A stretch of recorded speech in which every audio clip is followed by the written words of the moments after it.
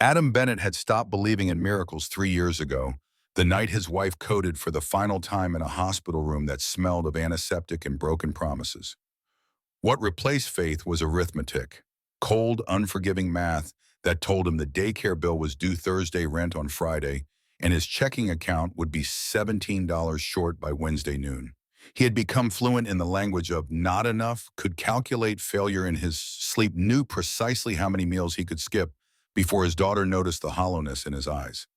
The office on the 32nd floor existed in a permanent state of fluorescent twilight, the kind of artificial brightness that made 9 p.m. feel identical to 9 a.m. Adam hunched over his laptop, crafting marketing copy for a protein powder that promised transformation but delivered bloating. His fingers moved across the keyboard with mechanical efficiency, assembling words that meant nothing, sold everything, paid barely anything. The cursor blinked at him like an accusation. His phone vibrated against the pressed wood of his desk, the sound cutting through the white noise of the ventilation system. Miss Carter's name appeared on the screen, and Adam felt his stomach clench before he even swiped to answer. She spoke in that careful tone teachers use when delivering bad news to parents who were already drowning, telling him that Lily had spiked a fever during nap time and would need to stay home tomorrow if the temperature hadn't broken by morning. Adam assured her he would handle it, his voice carrying the false confidence of a man who had nothing handled. He would call in sick, burn another day of PTO he couldn't afford to lose, sit with his daughter while she fought whatever virus was making the rounds at Happy Sunshine Daycare. The name alone felt like mockery. Now all that forced cheer plastered over a building that charged $200 a week for the privilege of warehousing children while their parents sold their souls in increments. He saved the document without reading it back, powered down the computer, and reached for his jacket. The fabric had started to wear thin at the elbows, but he told himself it gave him character, made him look artistic rather than poor. Lies had become easier over the years, especially the ones he told himself. The 32nd floor emptied out around 7 most nights, leaving behind only the desperate and the ambitious. Adam had long since stopped pretending he belonged in the second category. He walked toward the elevator bank, his footsteps muffled by carpet that had once been burgundy but had faded to the color of dried blood under decades of foot traffic. He was thinking about Lily's fever, calculating whether he had enough children's Tylenol at home or if he would need to make a midnight run to the pharmacy when he turned the corner too sharply and collided with someone moving in the opposite direction. The impact wasn't hard, but it was sudden enough to send the leather portfolio in her hands tumbling to the floor. Documents scattered across the tiles, white pages against dark flooring like bones on obsidian. Adam dropped to his knees before his brain caught up with his body, years of apologizing for his existence kicking in automatically. The words tumbled out, sincere and panicked in equal measure. She crouched across from him, her movements economical, controlled in a way that suggested she had never knocked anything over in her life. Adam looked up and felt recognition slam into his chest with more force than the collision itself. Luna Sterling occupied a space in the company mythology somewhere between deity and natural disaster. At 29, she had climbed to vice president through a combination of ruthless intelligence and an apparent immunity to human emotion. Adam had seen her exactly twice in the 3 years he had worked here, both times from a distance, watching her cut through the marketing department like a scalpel through flesh. She spoke rarely, smiled never, and inspired the kind of fear that made grown men check their work 3 times before submitting it. She was also, he realized, as his eyes met hers for the first time at close range, devastatingly beautiful in the way that dangerous things often were. Sharp cheekbones, dark hair pulled back so severely it made a statement, eyes that held the cold clarity of a winter sky at dawn. Everything about her suggested control, from the tailored lines of her suit to the way she gathered papers without a single wasted motion. They reached for the portfolio simultaneously. Their hands didn't touch, but Adam felt the air between them contract as if the universe was holding its breath. He pulled back immediately, letting her take it, and began gathering the remaining documents. His fingers moved quickly, sliding pages into a neat stack without reading their contents. He knew better than to look at things that weren't meant for him. Luna straightened first, the portfolio tucked against her side like a shield. Adam rose more slowly, holding out the papers he had collected. She took them without meeting his eyes, her expression carved from marble. The words she offered carried no warmth, just the bare minimum acknowledgement required by social contract. Then she turned to leave, and Adam watched her walk away, already dismissing the encounter from her perfectly organized mind. That should have been the end of it. Adam knew how these things worked. He was furniture to people like Luna Sterling, part of the landscape invisible unless he made a mistake loud enough to register. He had accepted his place in the ecosystem years ago, learned to navigate the company hierarchy by keeping his head down and his expectations lower. But something caught his eye as he turned back toward the elevator, a flash of cream-colored paper half hidden beneath the filing cabinet that lined the hallway. He crouched down and retrieved it, his fingers closing around an envelope that felt expensive to the touch. Heavy stock embossed with initials he recognized from the company letterhead. The seal was unbroken. Adam straightened and called out, his voice echoing down the empty corridor. Luna stopped mid-stride, her spine going rigid before she turned.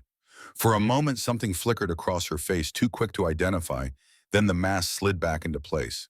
She walked back toward him, each step measured, deliberate. He held out the envelope, fighting the urge to apologize again for existing in her orbit. Luna took it from him, her eyes moving from the envelope to his face with an intensity that made his skin prickle. She opened her purse, a gesture so smooth it looked choreographed, and extracted a small leather wallet. Her fingers counted out $500 bills with the efficiency of someone who didn't need to think about what she was spending. She held the money toward him, an offering that felt more like a dismissal. Adam stared at the bills, his mind computing what $500 represented. Groceries for 2 months. Lily's daycare for more than 2 weeks. The electricity bill, with enough left over for the water. $500 was the difference between drowning and treading water. He shook his head, the movement almost involuntary. The words came out quiet but firm, grounded in the stubborn pride that was sometimes the only thing he had left that his wife's medical bills hadn't claimed. He had just returned something that didn't belong to him. That wasn't worth money. That was just being a decent human being, and he refused to be paid for basic decency because accepting payment would mean admitting that basic decency was rare enough to have monetary value, and he wasn't ready to live in a world that's cynical. Luna's eyes narrowed just a fraction, as if she were encountering a variable that didn't fit her equation. She didn't lower the money immediately. Instead, she studied him with the same attention she might give a contract before signing, looking for the angle, the hidden clause, the inevitable catch. Her voice held genuine curiosity, maybe the first authentic emotion he had heard from her. Adam held her gaze and repeated his answer, then turned and walked away before his better judgment could override his pride. He didn't look back, but he could feel her watching him all the way to the elevator. What Adam didn't know, couldn't know, was that Luna Sterling stood in that hallway for a full minute after he disappeared, the money still in her hand, turning his face over in her mind like a puzzle piece that might finally fit a hole she had been trying to fill for months. She went back to her office on the 36th floor, closed the door, and pulled up the employee directory on her computer. The search took less than 30 seconds. Adam Bennett, copywriter level 2, hired 3 years ago. Performance reviews consistently above average but not exceptional. No disciplinary actions, no promotions. A flat line of competent mediocrity that made him completely unremarkable in a company of over 800 employees. Luna opened a second window and accessed the database that HR thought was secure. She had learned how to navigate corporate systems long before she had climbed to vice president, had understood early that information was the only currency that mattered. Adam Bennett's personnel file unfolded before her like a confession. Single father, widowed, one dependent, female age 6. Previous address, substantially larger than current apartment. Financial disclosure from his last review showed debt that would make most people weep. Medical bills, the kind that accumulated when insurance decided that saving a life was a pre-existing condition. Monthly income barely covered rent and childcare. No savings, no safety net. The kind of desperation that should have made him grab that $500 like a drowning man grabbing a rope. But he hadn't.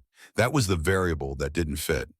That was what made Luna lean back in her ergonomic chair and consider possibilities. Her brother Derek had been circling her position for 4 years now, ever since their father had made the catastrophic decision to leave the company to the daughter he had barely acknowledged and impose a condition that felt like a joke from beyond the grave. Luna Sterling needed to be married before her 30th birthday, or control of Sterling Marketing Solutions would transfer to Derek automatically, along with her father's voting shares and the legacy she had bled to build. Her birthday was 11 months away. She had spent the last year considering and dismissing potential candidates, men from her circle who would either demand too much or try to leverage their position into permanent power. She needed someone clean, someone with no connections to Derek, someone desperate enough to accept the terms but principled enough to honor them. Someone like Adam Bennett, who had just turned down $500 because accepting payment for basic decency offended his sense of self.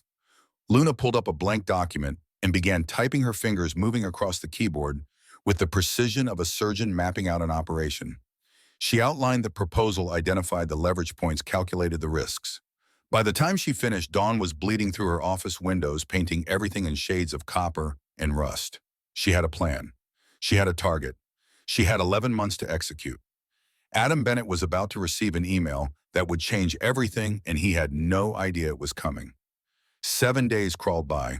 Adam took Lily to the doctor who prescribed antibiotics and cheerfully charged him $75 for the privilege. He returned to work, churned out copy for products he would never buy, and tried not to think about the envelope in Luna Sterling's hands or the way she had looked at him like he was a problem she was trying to solve. The email arrived on a Thursday morning at 8:47 a.m., routed through HR, but carrying Luna Sterling's name in the signature line. Adam read it 3 times, certain he was misunderstanding something fundamental. He was being summoned to the 36th floor tomorrow at 9 for a meeting with the vice president. No context, no explanation.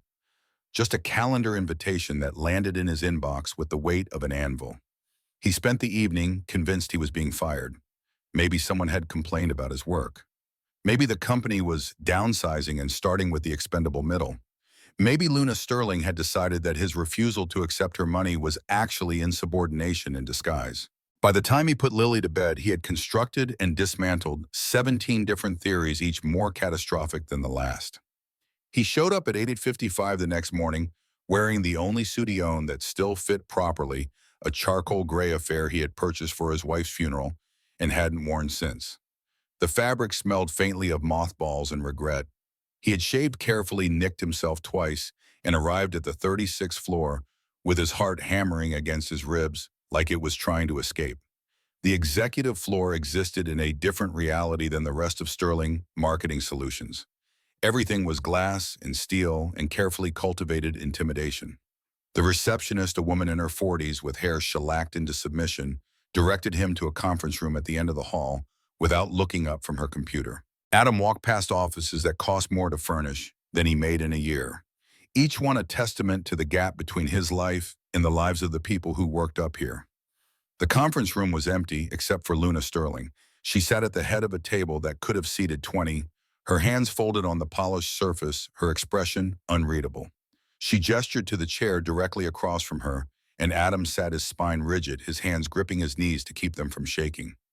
Luna didn't waste time on pleasantries. She told him she had reviewed his employment record, her voice flat and factual, like she was reading from a report. She said he was competent, reliable, unremarkable. Each word landed like a small death in acknowledgement of everything Adam already knew about himself, but hated hearing out loud. Then she pivoted, and the temperature in the room dropped 10 degrees. She needed him to do something for her, something that had nothing to do with his job.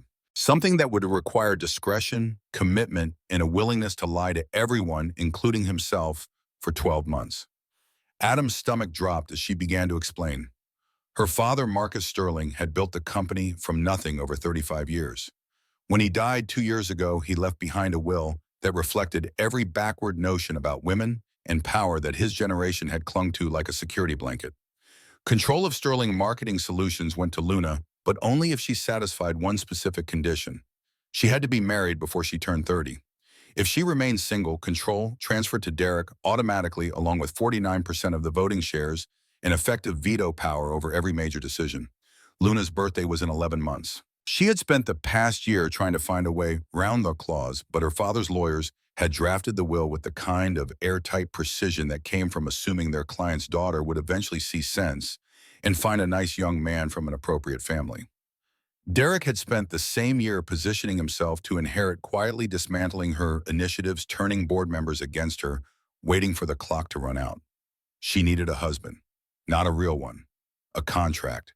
12 months of performance art that would satisfy the will's requirements and give her permanent control of the company her father had never believed she could run.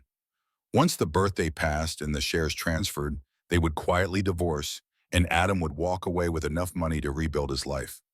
Adam asked the only question that seemed to matter in the moment, his voice barely above a whisper. Luna's face remained perfectly still, but something shifted in her eyes, a flicker of calculation mixed with something that might have been discomfort.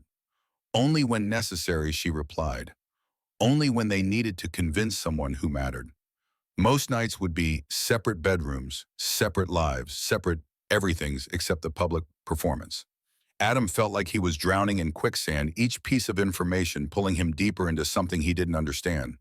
He asked why him, why not someone from her world, someone who actually belonged in penthouses and boardrooms and lives that came with prenuptial agreements. Luna's answer was brutally honest, because he had no reason to refuse. She had done her research, pulled his financial records, mapped out his debts with the thoroughness of a general planning an invasion. She knew about the medical bills. She knew about the daycare. She knew about the eviction notice he had received last month that he had managed to negotiate into a 60-day extension by promising to be caught up by the first of next month.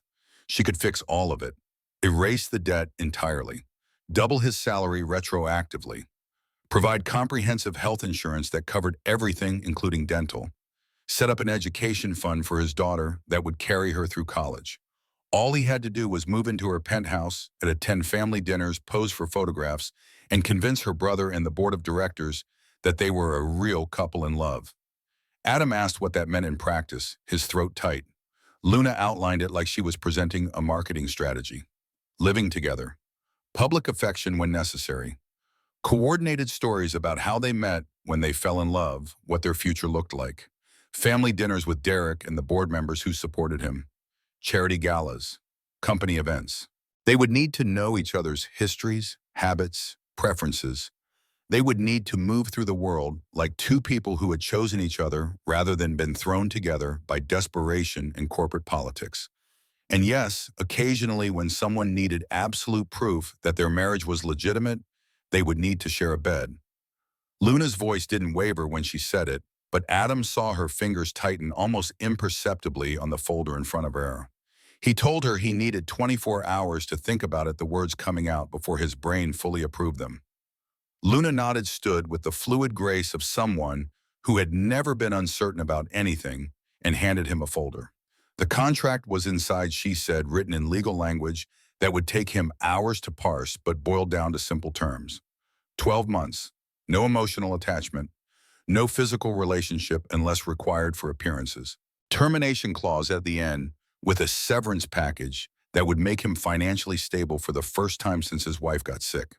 She walked him to the door, and Adam left with the folder clutched against his chest like a life preserver. He went back to his desk, stared at his computer screen without seeing it, and tried to remember how to breathe. That night after Lily fell asleep, Adam sat in the worn armchair beside her bed and watched her breathe. She was small for 6, all sharp elbows and wild dark hair that refused to be tamed no matter how carefully he braided it each morning. She had her mother's eyes, that clear gray that could shift from storm to sunshine in seconds. Looking at her was like looking at everything he had left to lose. He thought about the life he was giving her, the cramped 2-bedroom apartment where the heat worked intermittently and the neighbors fought loudly enough to make the walls shake. The second-hand clothes from the church donation box that never quite fit right. The school supplies he bought at the dollar store because the good brands cost too much. The constant anxiety that lived in his chest like a second heartbeat, the knowledge that one bad month, one unexpected expense, one twist of fate would put them on the street. He thought about what Luna was offering, not just money, though God knew the money alone would be transformative, but stability, security, a future that didn't involve him lying awake at 3 in the morning doing math that never added up to enough. A future where his daughter could have things like music lessons and birthday parties and the kind of childhood he remembered having before medical debt became his inheritance. Adam pulled out his phone and typed out a message, his thumbs moving slowly, each word a small act of surrender. He told Luna he would do it, but his daughter stayed completely out of it. No publicity, no involvement, no photographs. Lily would never know this was anything but real, and when it ended, he would tell her whatever story he needed to tell to protect her from the truth. Luna's response arrived within 2 minutes, as if she had been waiting with her phone in hand. She agreed. His daughter would remain separate from the arrangement. No negotiations necessary. Adam set the phone down and closed his eyes. He had just sold himself. The distinction between smart and desperate had collapsed into a singularity he couldn't navigate. Probably both. Definitely both. He would figure out how to live with it later. The contract was signed 3 days later in a law office downtown that smelled like leather and old money. The lawyer was a man in his 60s who had clearly seen enough unusual arrangements to treat this one with professional indifference. He walked them through the terms with the enthusiasm of someone reading assembly instructions for furniture. 12 months starting from move-in date. Financial package including debt erasure, salary increase, health insurance, and education fund. Behavioral requirements including cohabitation, public appearances, and maintenance of marriage fiction. Physical relationship as needed for authenticity, but not required otherwise. Confidentiality clause, preventing either party from discussing the arrangement with anyone outside the immediate situation. Termination clause providing final payment and severance upon completion of 12-month term. Adam signed his name at the bottom of the final page and watched Luna do the same, her signature a sharp slash across the paper. She shook his hand afterward, her palm cool and dry, and it felt exactly like sealing a business deal, because that was precisely what it was. He was selling a year of his life to a woman who needed a prop, and she was buying security in the only currency that mattered to either of them. Moving day fell on a Friday, giving Adam the weekend to adjust before returning to work.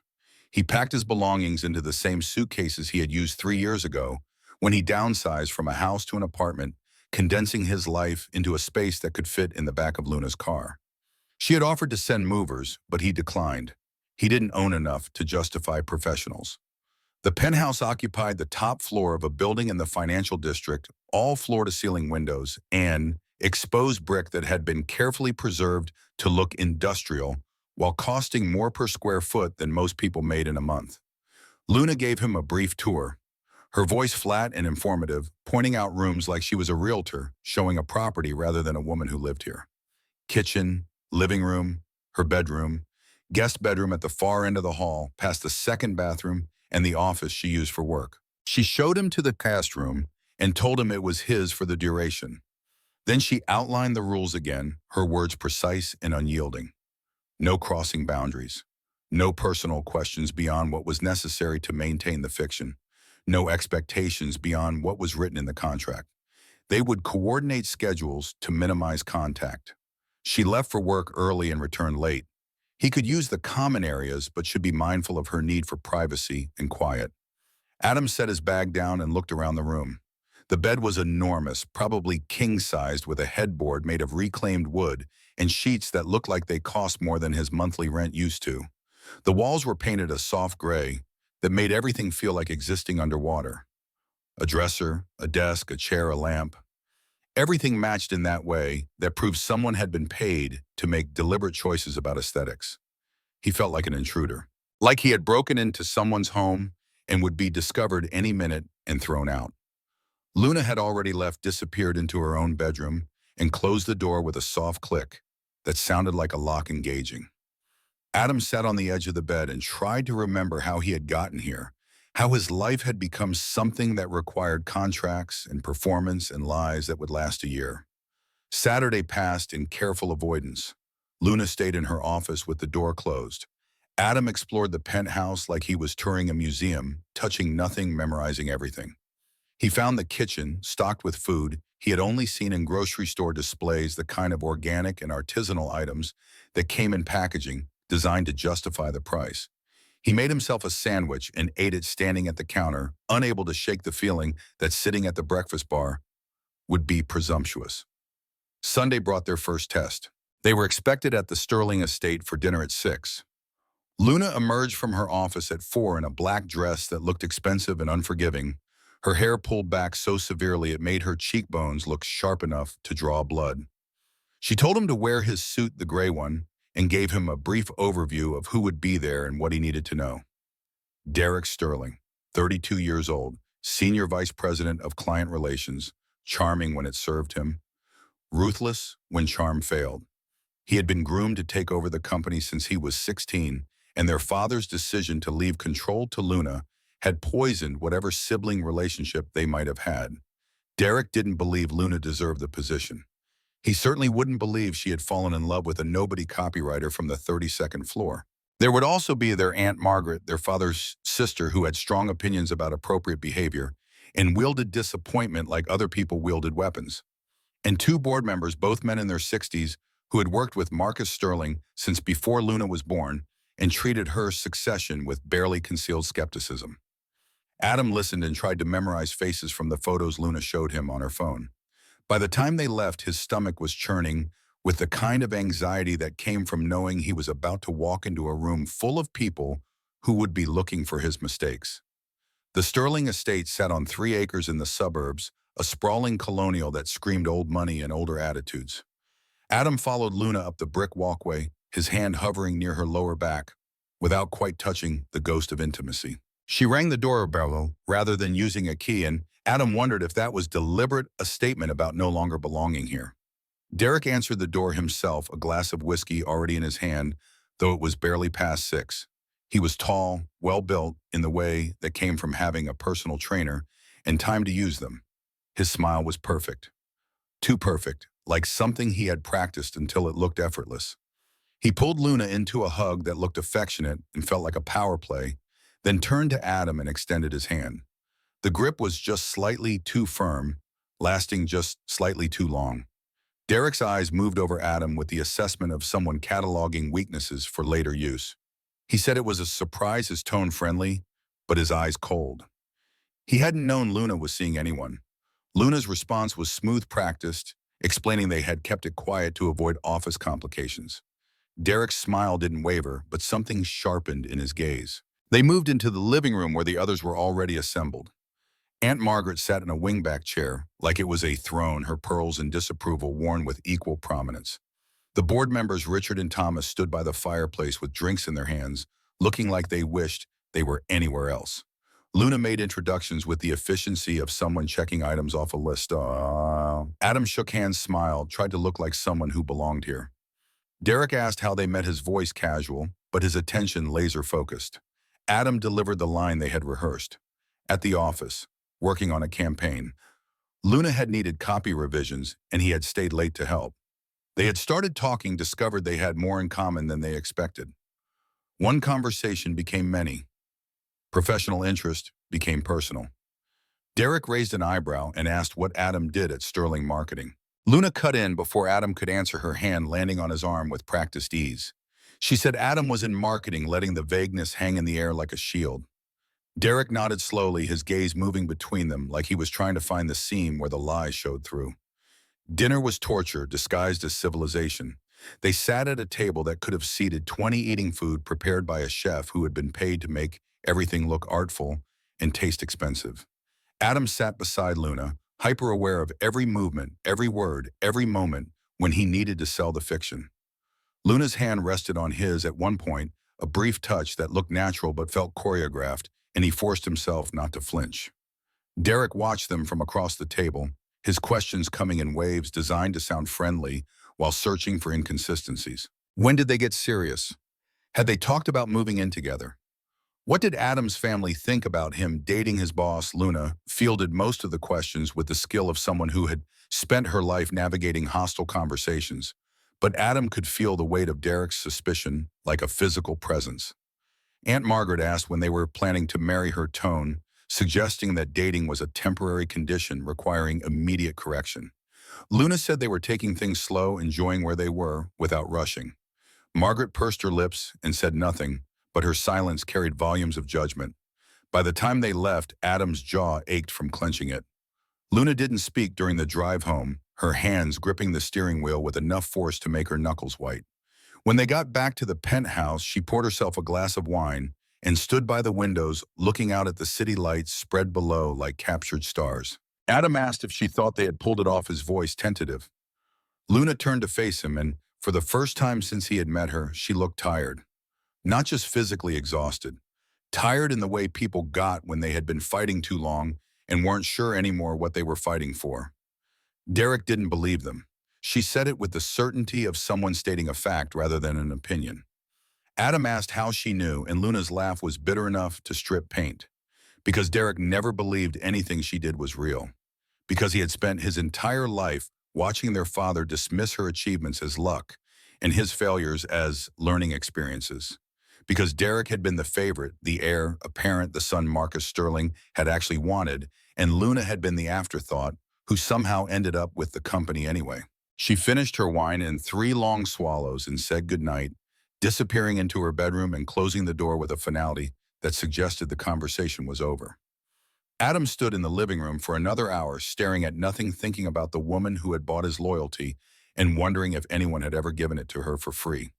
The second family dinner happened 3 weeks later, by which time Adam and Luna had settled into a routine that felt less like living together and more like being polite strangers who occasionally occupied the same space. Luna left before he woke up and returned after he had already eaten dinner alone at the kitchen island. They exchanged logistical information, schedule, updates, reminders about upcoming obligations. That was the extent of their marriage. This dinner was different. It was at a restaurant downtown, the kind of place that didn't list prices on the menu, because if you had to ask, you couldn't afford to eat there. Derek would be there along with 2 other board members, Richard and a man named Samuel, who controlled a significant block of voting shares. Luna said they needed to be more convincing this time. Derek was watching. The board was watching.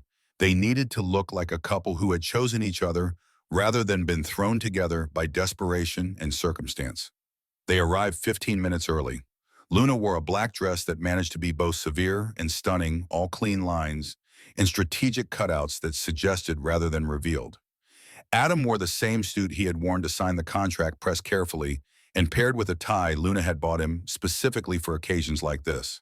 Navy blue, conservative, forgettable. They sat across from each other at a table by the window waiting. Luna told him to relax, her voice low. Adam said he was relaxed, which was transparently untrue. She said he looked like he was about to be interrogated, and he pointed out that was precisely what was about to happen. Luna's mouth twitched in what might have been amusement before her mask slid back into place. Derek arrived exactly on time, flanked by Richard and Samuel. He greeted Luna with a kiss on the cheek that looked warm and felt cold, then turned to Adam and shook his hand with that same too firm grip. They sat, and the performance began. Derek asked how married life was treating them, his tone conversational, but his eyes sharp. Luna said it was an adjustment, which was perhaps the most honest thing either of them had said all night. Samuel, an older man with silver hair and a voice like gravel, asked Adam what he did at the company.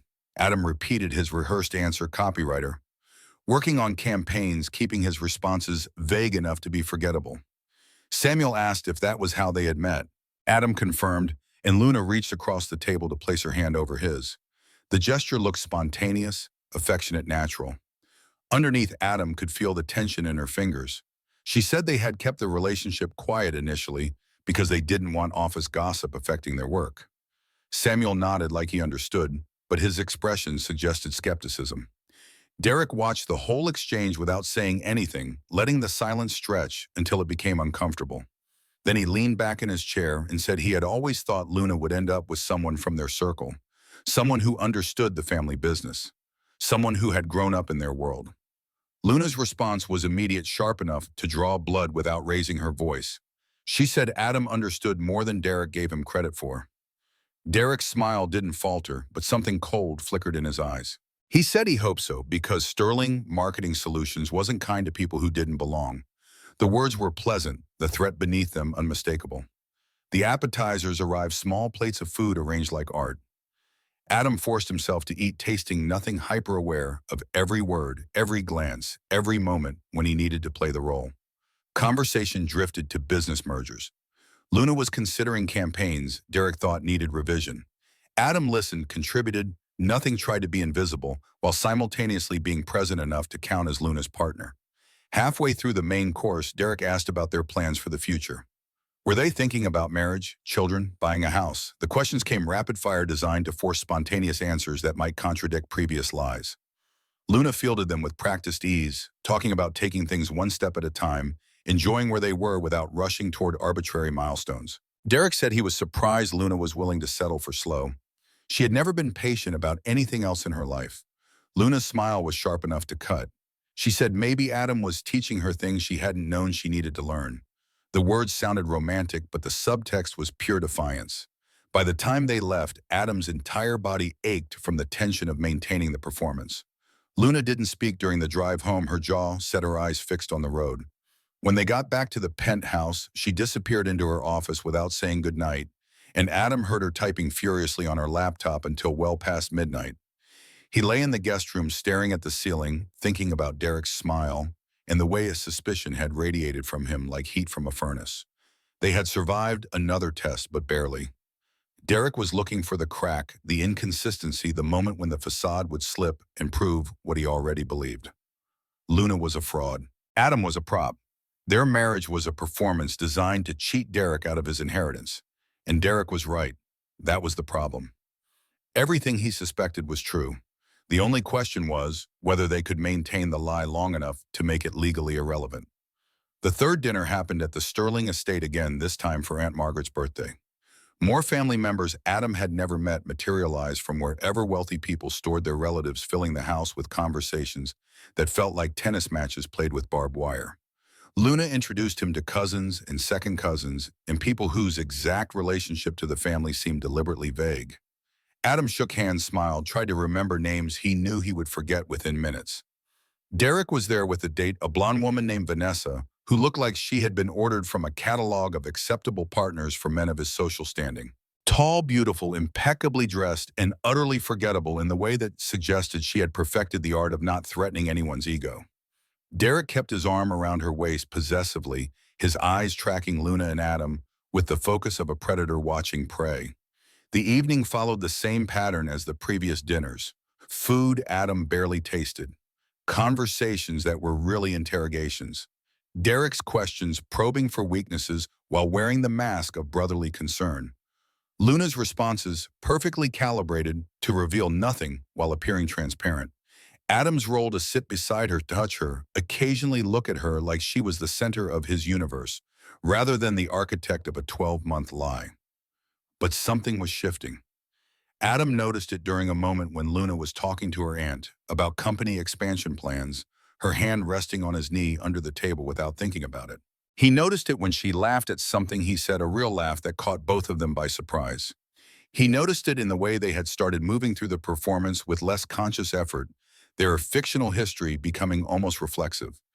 It was dangerous. They were supposed to be acting, but the lines were starting to blur in ways neither of them had anticipated. Adam wondered if Luna felt it too, this slow erosion of the boundary between performance and reality. He wondered if she lay awake at night the way he did, trying to remember where the script ended and something else began. After dinner, Derek cornered Adam in the hallway outside the bathroom. It was just the two of them, no witnesses, no need for pretense. Derek's friendly mask dropped, and what replaced it was cold calculation. He said he wanted to be direct. He knew Luna had hired Adam. He didn't have proof yet, but he would.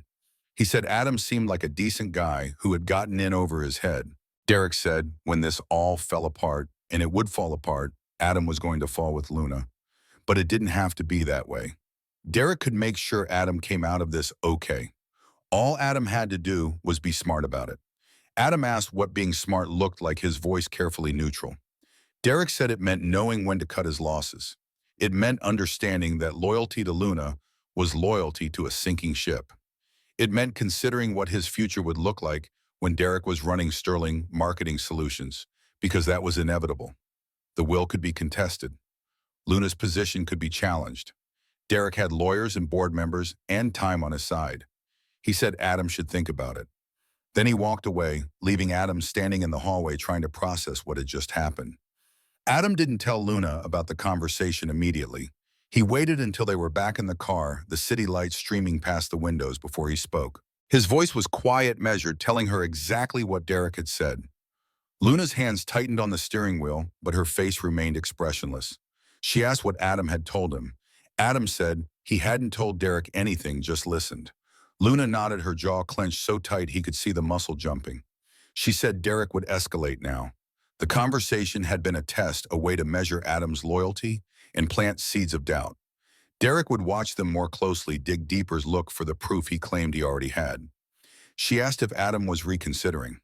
The question hung in the air between them, weighted with implications neither of them wanted to examine. Adam looked at her profile silhouetted against the city lights and realized he had stopped thinking of this as purely transactional, somewhere between the second and third dinner. He didn't know when it had happened or how to acknowledge it without violating every rule they had established. He told her he wasn't going anywhere. Luna didn't respond immediately. When she finally spoke, her voice was quieter than he had ever heard it, almost vulnerable. She asked why, and Adam didn't have a good answer. Because he had signed a contract. Because his daughter's future depended on him following through. Because walking away now would mean Derek won, and something in Adam had decided that Derek winning was unacceptable. Because somewhere in the performance, he had started to care whether Luna succeeded. Because watching her fight for something she had earned while her brother tried to steal it had awakened something in him that had been dormant since his wife died. Because maybe he was tired of feeling powerless, and this was the first time in years he had felt like his choices mattered. He didn't say any of that, he just repeated that he wasn't going anywhere, and Luna nodded like she had expected that answer, but was surprised to hear it anyway. They drove the rest of the way in silence. When they got back to the pen, Luna poured herself a glass of wine and offered him one. Adam accepted, and they sat in the living room with the city spread out below them. Not speaking, just existing in the same space without the weight of performance between them. Luna asked about his daughter, the first personal question she had asked that wasn't scripted for public consumption. Adam told her the basics. Lily was 6, obsessed with dinosaurs, and had her mother's stubbornness. Luna smiled, something genuine flickering across her face before the mask reasserted itself. She said Lily sounded amazing. Adam said then felt the conversation die because neither of them knew how to bridge the gap between professional and personal. Luna finished her wine and said goodnight, but she paused at the doorway to her bedroom and looked back at him. She said thank you, the words simple, but carrying weight he couldn't quite identify. Adam didn't ask what for, he just nodded, and she disappeared, and he sat alone in the living room, trying to understand how his life had become this strange hybrid of fiction and feeling. The weeks after Derek's hallway conversation felt like waiting for a bomb to detonate without knowing when or how. Luna became more careful, more calculated, reviewing every public appearance like it was a military operation. She briefed Adam on who would be watching, what they needed to convey, how to respond to specific questions. They practiced their story until it was muscle memory, rehearsing their fictional first date, and the moment they realized they were falling in love, and all the small details that made lies convincing. Adam saw his daughter on weekends, bringing her back to his old apartment where he still kept some belongings stored. Lily asked about the lady she had heard him talking to on the phone once, and Adam said she was just a friend from work. The lie tasted bitter, but he told himself it was temporary. 12 months. He could maintain any fiction for 12 months if it meant Lily would have everything she needed. But the fiction was becoming harder to maintain, not because it was difficult to pretend with Luna, but because pretending was starting to require less effort. They had fallen into a rhythm that felt almost domestic. Luna worked late, but she had started emerging from her office around 10 to make tea, and Adam had started staying up to keep her company. They talked about nothing important, surface-level conversations about movies and books and the small irritations of daily life. It was the most normal either of them had felt in months. One Saturday night when Lily was with her grandmother and Luna was unexpectedly home, they ordered takeout and ate it in the living room while watching a documentary about ocean life. Luna made sarcastic comments about the narration. Adam laughed. It was easy. Too easy. Mayamo. When the documentary ended, they sat in comfortable silence until Luna asked if Adam ever regretted signing the contract. Adam thought about it honestly before answering. He said he didn't know yet. He had made the choice with his eyes open. He understood what he was trading. But knowing whether it was the right choice would require seeing how everything ended, and they weren't there yet. He asked if Luna regretted it, and she said no without hesitation. She would do whatever it took to keep Derek from winning. She had spent her entire life proving herself, fighting for scraps of respect from people who thought her gender disqualified her from leadership. Her father had groomed Derek from childhood, teaching him the business, introducing him to clients while treating Luna like decorative furniture. When Marcus Sterling died and left the company to her anyway, it hadn't been an act of faith in her abilities. It had been one final test, one more hurdle to clear, one more way to remind her that nothing would ever be given freely. Luna said she was tired of proving herself. She was tired of being questioned. She was tired of watching men who were half as capable receive twice the recognition. But she wasn't tired enough to give up. She would lie, cheat, and manipulate her way to keeping what she had earned if that was what it took. Adam said he understood that, not from personal experience, but from watching his wife fight insurance companies and hospital administrators and doctors who treated her concerns as hysteria until the cancer was too advanced to stop. He understood what it meant to be dismissed, invalidated, forced to fight for basic dignity. He said maybe that was why he had stayed, because Luna's fight reminded him of his wife's, and he couldn't walk away from that twice. Luna looked at him for a long moment, something unreadable in her eyes.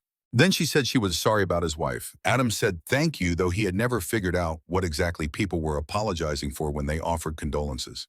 Sorry she died. Sorry he had to live with it. Sorry the universe was cruel enough to take good people and leave the rest of them behind. The moment stretched between them, heavy with things neither could say without violating the careful boundaries they had established.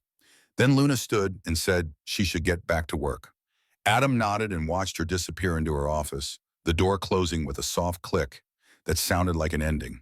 He sat alone in the living room and tried to remember when he had started thinking of the penthouse as home rather than a set where he performed a role.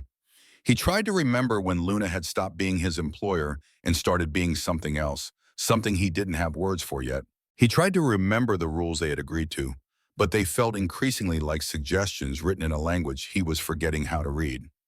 By the time Adam went to bed that night, he had reached a conclusion that terrified him. The contract had been straightforward. 12 months, no emotional attachment, termination at the end with both parties walking away clean. But somewhere between the first family dinner and tonight sitting on the couch making jokes about marine biology, the terms had changed without either of them acknowledging it. He was developing feelings for Luna Sterling, real ones, the kind that couldn't be terminated with a signature and a severance check. And he had no idea what to do about it, because admitting it would violate everything they had agreed to, and not admitting it meant living with it alone, and either option felt like a different kind of drowning. Adam fell asleep thinking about the next 8 months and wondering if he would survive them intact. The power outage hit on a Tuesday night 3 weeks after Adam's realization, and 1 week before Luna's 30th birthday would become a public countdown. A storm rolled through the city with theatrical fury, the kind that made the windows rattle and the sky strobe with lightning. Adam was reading on the couch when the lights died, plunging the penthouse into darkness so complete he couldn't see his hand in front of his face. He heard Luna's office door open, her footsteps careful in the blackness. Her phone flashlight cut through the dark like a knife, finding him on the couch. She asked if the backup generator had failed, her voice carrying an edge of irritation that suggested this had happened before. Adam said he didn't know he had just arrived at the same conclusion she had reached about the absence of light. They stood in the living room, pointing their phones at nothing in particular. Two people suddenly aware of how much modern life depended on electricity. Luna disappeared into the kitchen and returned with 2 wine glasses and a bottle she had apparently grabbed by memory. She poured in the dim glow of their phones, the liquid catching the light like liquid shadow. They sat on opposite ends of the couch, maintaining the careful distance that had become habit. The silence stretched, filled only by the sound of rain hammering against the windows and the occasional growl of thunder. Then Luna asked him why he had really agreed to this, and Adam felt something shift in the air between them. He gave her the answer she expected, first the one about his daughter and the debt and the impossible math of poverty. But Luna shook her head, her face barely visible in the darkness. She said she knew what the contract said. She wanted to know what he had been thinking when he signed it, what had actually been going through his mind in that moment when his pen touched paper. Adam took a long drink of wine and told her the truth he had been avoiding. He had been thinking about failure, about being the kind of father who couldn't provide the basic necessities, who watched his daughter grow up poor because he was too proud or too stupid or too unlucky to change their circumstances. He had been thinking about his wife, spending her final months worrying about what would happen to Lily after she was gone, whether Adam would be enough on his own. He had been thinking that maybe accepting Luna's offer was the first smart decision he had made since the diagnosis. Or maybe it was just another kind of failure dressed up in better clothes. Luna asked if he regretted it. The question was quieter this time, less sharp. Adam said he didn't know yet which was true, but incomplete. He asked if she regretted it, and Luna said no with the kind of certainty that came from having made peace with her choices, regardless of their morality. She would do whatever it took to keep Derek from winning. She had said it before, but this time Adam heard something underneath the words, something that sounded like exhaustion. He told her she didn't owe him an apology. They had both walked into this with their eyes open. Nobody was being victimized except maybe Derek, and Derek deserved it. Luna looked at him in the faint glow of their phones, and something shifted in her expression. She said most people would have taken the money and resented her for it, treated her like the villain who had bought their dignity. Adam said maybe he still would, but not tonight. Tonight they were just two people sitting in the dark drinking wine and pretending this was normal. They talked until the power came back on, 2 hours later.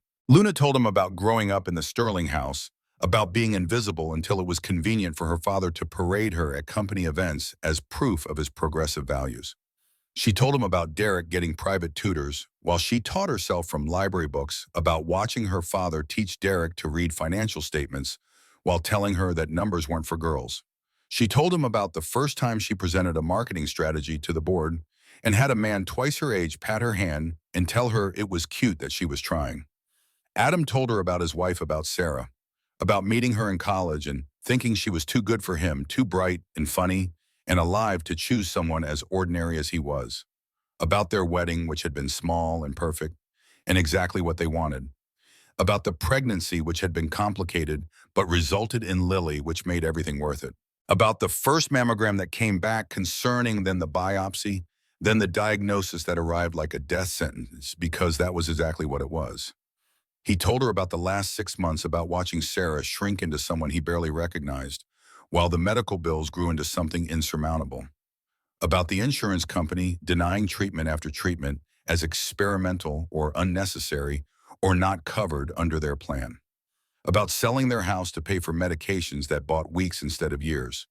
About sitting beside her hospital bed at 3 in the morning trying to figure out how to explain to a 3-year-old that mommy wasn't coming home. Luna listened without offering platitudes or empty comfort, and Adam was grateful for that. He didn't need to hear that everything happens for a reason, or that she was in a better place, or any of the other things people said when they didn't know what else to offer. He just needed someone to hear it without trying to fix it. When the lights flickered back to life, they both blinked against the sudden brightness. Luna stood and said she should get back to work, but she paused at her office door and looked back at him. She said thank you, and Adam didn't ask what for because he understood. Thank you for being honest. Thank you for not pretending this was simple. Thank you for sitting in the dark with her and treating her like a person instead of a problem to be solved. The wedding photos were Luna's idea, presented to Adam over breakfast 3 days after the blackout. She said they needed documentation, something to show her family and the board when questions arose. Professional photographs that captured them as a couple in love, evidence that could withstand scrutiny. The photographer met them at a studio downtown on a Saturday morning. He was a man in his 40s with an artist's sensitivity and a professional's pragmatism, the kind of person who had probably photographed enough unusual situations to approach this one without judgment. He positioned them in front of a white backdrop and began issuing instructions with the efficiency of someone who had done this 1,000 times.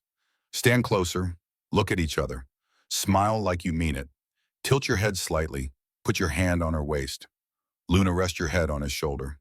Make it look natural. Natural was harder than Adam expected. Every touch felt deliberate, every smile calculated. He was hyper-aware of Luna's body against his, the warmth of her through the thin fabric of her dress, the way her hair smelled like something expensive he couldn't identify. The photographer kept saying to relax, and Adam wanted to laugh because relaxing was the opposite of what was happening. The photographer asked them to hold hands.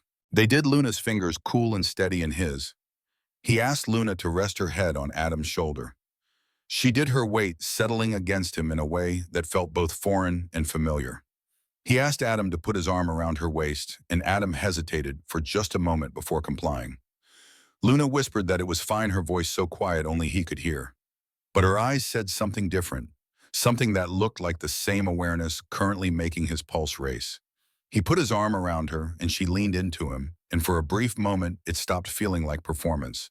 It felt like something else, something neither of them had permission to acknowledge. The photographer asked them to look at each other. They turned faces inches apart, and Adam saw his own confusion reflected in Luna's eyes. Vulnerability, fear, the recognition that the lines they had drawn were disappearing faster than either could redraw them. The camera shutter clicked, capturing something true in a sea of calculated fiction. Luna stepped back immediately, the moment breaking like glass. She turned to review the shots on the photographer's laptop, her mask sliding back into place with practiced ease.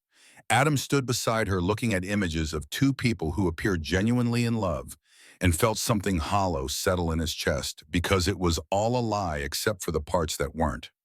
On the drive home, neither of them spoke.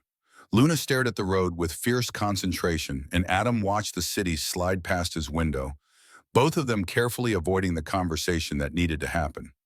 When they got back to the penthouse, Luna went straight to her office and closed the door, and Adam heard her typing with unusual intensity until well past midnight.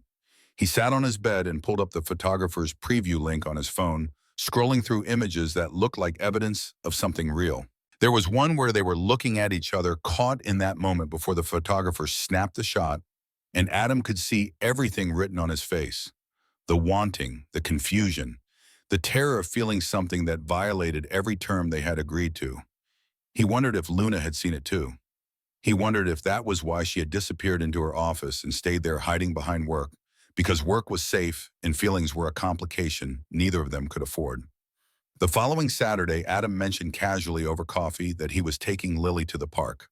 It was the first time he had referenced his daughter directly since moving in, the worlds he had been carefully keeping separate finally overlapping. Luna surprised him by asking if she could come, her voice carrying a hesitation he had never heard before. She said she wanted to see what his life looked like outside the penthouse, outside the performance. Adam hesitated, his protective instincts warring with something else, something that wanted Luna to meet the person who mattered most in his world. He said yes. Lily was on the swings when Luna arrived, her dark hair flying as she pumped her legs higher. Adam stood nearby, ready to catch her if she fell the way he had been doing since she was old enough to climb playground equipment. Luna approached slowly, wearing jeans and a sweater, no makeup, her hair pulled back in a way that made her look younger. Human. Lily noticed her first, her 6-year-old curiosity overriding any shyness. She asked who the lady was, her voice carrying across the playground. Adam said Luna was a friend, which felt like both truth and lie. Lily scrambled down from the swings and walked over, assessing Luna with the brutal honesty only children possessed. She asked if Luna was Adam's girlfriend. Adam opened his mouth to answer, but nothing came out because every possible response felt wrong. Luna crouched down to Lily's level, her movements careful, deliberate. She said yes, and Adam felt his heart stop because they had agreed to keep Lily separate to maintain that boundary. But Luna was looking at his daughter with something soft in her expression, something that looked like longing. Lily asked if that meant Luna was going to be her new mom, the question delivered with the same casualty she might ask about dinner plans. Luna's eyes found Adam's, and he saw panic there, the realization that they were in territory neither had anticipated. He told Lily that wasn't how it worked, his voice gentle but firm. Lily shrugged and said, "Okay," then ran back to the swings, the topic already forgotten. They walked along the edge of the pond, while Lily ran ahead chasing ducks and collecting interesting rocks. Luna asked about her, and Adam gave her the details he had been holding back. 6 years old, stubborn as hell, obsessed with dinosaurs and anything involving digging in dirt. Smart enough to be terrifying, Sarah's daughter in every way that mattered. Luna said Lily was lucky to have him. Adam said he was the lucky one, which was true, despite everything else being complicated. They stood there watching Lily spin in circles on the grass, laughing at nothing in particular, and Adam saw something crack in Luna's expression. She asked what it was like raising a child alone. Adam told her it was the hardest thing he had ever done, and also the only thing that made sense anymore. Every decision filtered through the question of whether it was good for Lily. Every sacrifice measured against whether it would give her a better future. The terror of knowing he was all she had, that if he failed, there was no backup plan. Luna was quiet for a long moment.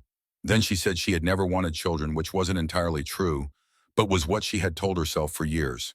She said her life didn't have room for that kind of vulnerability, that kind of dependency. But watching Lily run and laugh and exist with such uncomplicated joy, Luna felt something shift.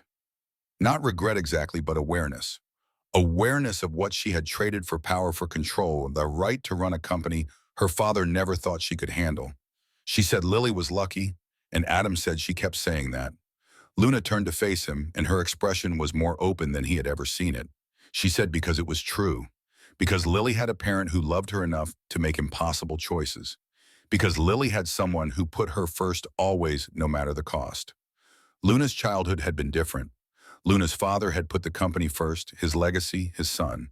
Luna had been an afterthought, a disappointment, a daughter who should have been grateful for the scraps of attention she received. Adam wanted to reach for her, wanted to offer comfort, but they were in public and Lily was 20 feet away, and touching Luna Sterling in a moment of vulnerability felt like crossing a line he couldn't uncross. So he just said he was sorry, and Luna smiled sad and small. She said she should go. He said okay, and she walked away without looking back, leaving him standing by the pond trying to understand what had just happened. That night, lying in bed, Adam thought about the way Luna had looked at Lily. Not with detached politeness, not with the careful distance she maintained with everyone. She had looked at his daughter with longing, with the recognition of something she had convinced herself she didn't want, but maybe had just never let herself imagine having. He wondered what Luna's life would have been like if she had been allowed to want things that weren't tied to power or legacy or proving herself to a dead man who had never believed in her anyway. He wondered if the penthouse felt as empty to her as it suddenly felt to him. Derek's next move came via email sent to the entire board at 11 p.m. on a Wednesday.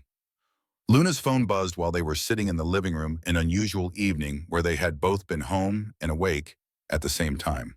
She read the message, and Adam watched the color drain from her face. She said Derek was making his move, her voice tight with controlled fury. She forwarded the email to Adam, and he read through corporate language that translated to a carefully worded coup. Derek had concerns about Luna's recent leadership decisions. He questioned several contracts she had signed, pointed to metrics that showed declining performance in specific divisions. He suggested that perhaps the board should review her decision-making authority, consider whether the company might benefit from additional oversight. It was professional, it was polite, it was a knife slid between ribs with surgical precision. Derek was building a case laying groundwork, preparing the board to question Luna's competence before her birthday could make her position unassailable. Luna stood and paced the living room, her movements sharp and agitated. She said Derek was going to try to prove their marriage was fake. He was going to dig into Adam's background, find the contract, expose everything. He needed ammunition before her birthday, and the marriage was his best target. Adam asked what they should do.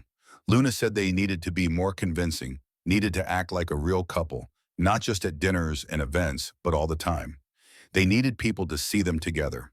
Comfortable, natural. They needed to erase any doubt that might give Derek leverage. She turned to face him, and Adam saw fear in her eyes beneath the anger.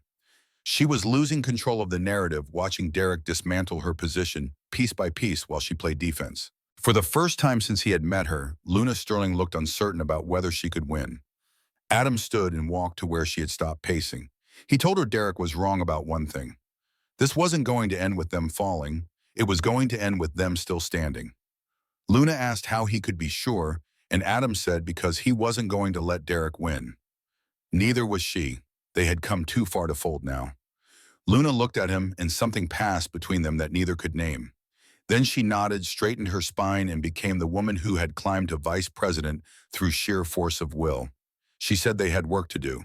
They spent the next hour strategizing, planning appearances, mapping out a counter-campaign that would make their relationship so publicly solid that Derek's accusations would look like desperate jealousy. But underneath the planning, Adam felt the weight of what he had committed to. They were going deeper into the lie, making it more elaborate, more consuming. And somewhere in that commitment was the knowledge that the more convincing they became, the harder it would be to walk away when the 12 months ended. Luna pulled up her calendar and started blocking out time for couples activities, public dates that would be documented and shared. Dinner at restaurants where they would be seen. A charity gala next month where they would need to dance. Weekend trips that would establish them as partners in every visible way. Each entry felt like another lock clicking into place on a door Adam wasn't sure he wanted closed. By the time they finished planning, it was past 2 in the morning. Luna closed her laptop and said thank you, her voice carrying exhaustion and something else. Adam said she didn't need to thank him. They were in this together.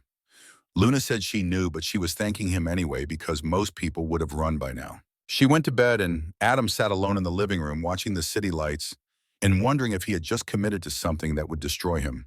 The contract had been simple. 12 months, no emotional attachment. But emotions didn't follow contracts and attachment didn't care about termination clauses. He was falling for Luna Sterling, and every day that passed made it more impossible to pretend otherwise. Somewhere in the building, Derek Sterling was probably awake too, planning his next move, sharpening his knives, preparing to expose the truth Adam and Luna were trying desperately to hide.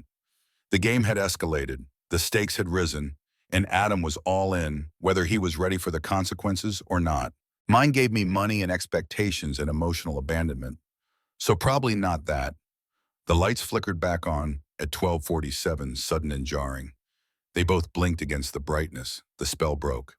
Victoria stood quickly, collected the candles, became businesslike again. I should get some sleep. Early meeting tomorrow. Yeah, me too. She paused at her bedroom door, turned back. Marcus tonight was, thank you for telling me about your father. And Sarah. You're welcome. She disappeared into her room. Marcus sat on the couch for another 30 minutes, staring at nothing, wondering what had just happened. They'd talked for 2 hours and he'd revealed more than the contract required. Where she had too. The walls they'd both built were showing cracks. Saturday brought the park. Marcus had mentioned it casually over breakfast. He was taking Iris to Riverside Park. Did Victoria want to come? He'd expected her to decline. Instead, she'd said yes with an eagerness that surprised them both. Iris was on the swings when Victoria arrived. Marcus had dressed his daughter in her favorite purple jacket and jeans that were finally starting to fit right. He'd bought them 2 sizes too big last year, knowing she'd grow into them. His daughter's hair was pulled into pigtails that he'd gotten better at over 3 years of practice. Victoria approached, wearing jeans and a sweater, minimal makeup, hair in a simple ponytail. She looked younger this way, less intimidating, almost approachable. Iris spotted her first, jumped off the swing mid-arc and ran over fearless in the way only 6-year-olds could be. Who's that lady daddy? Marcus's brain stalled. They'd agreed to keep Iris separate from this arrangement, absolutely separate. But here was Victoria in the park about to meet his daughter, and he had no script prepared. She's a friend.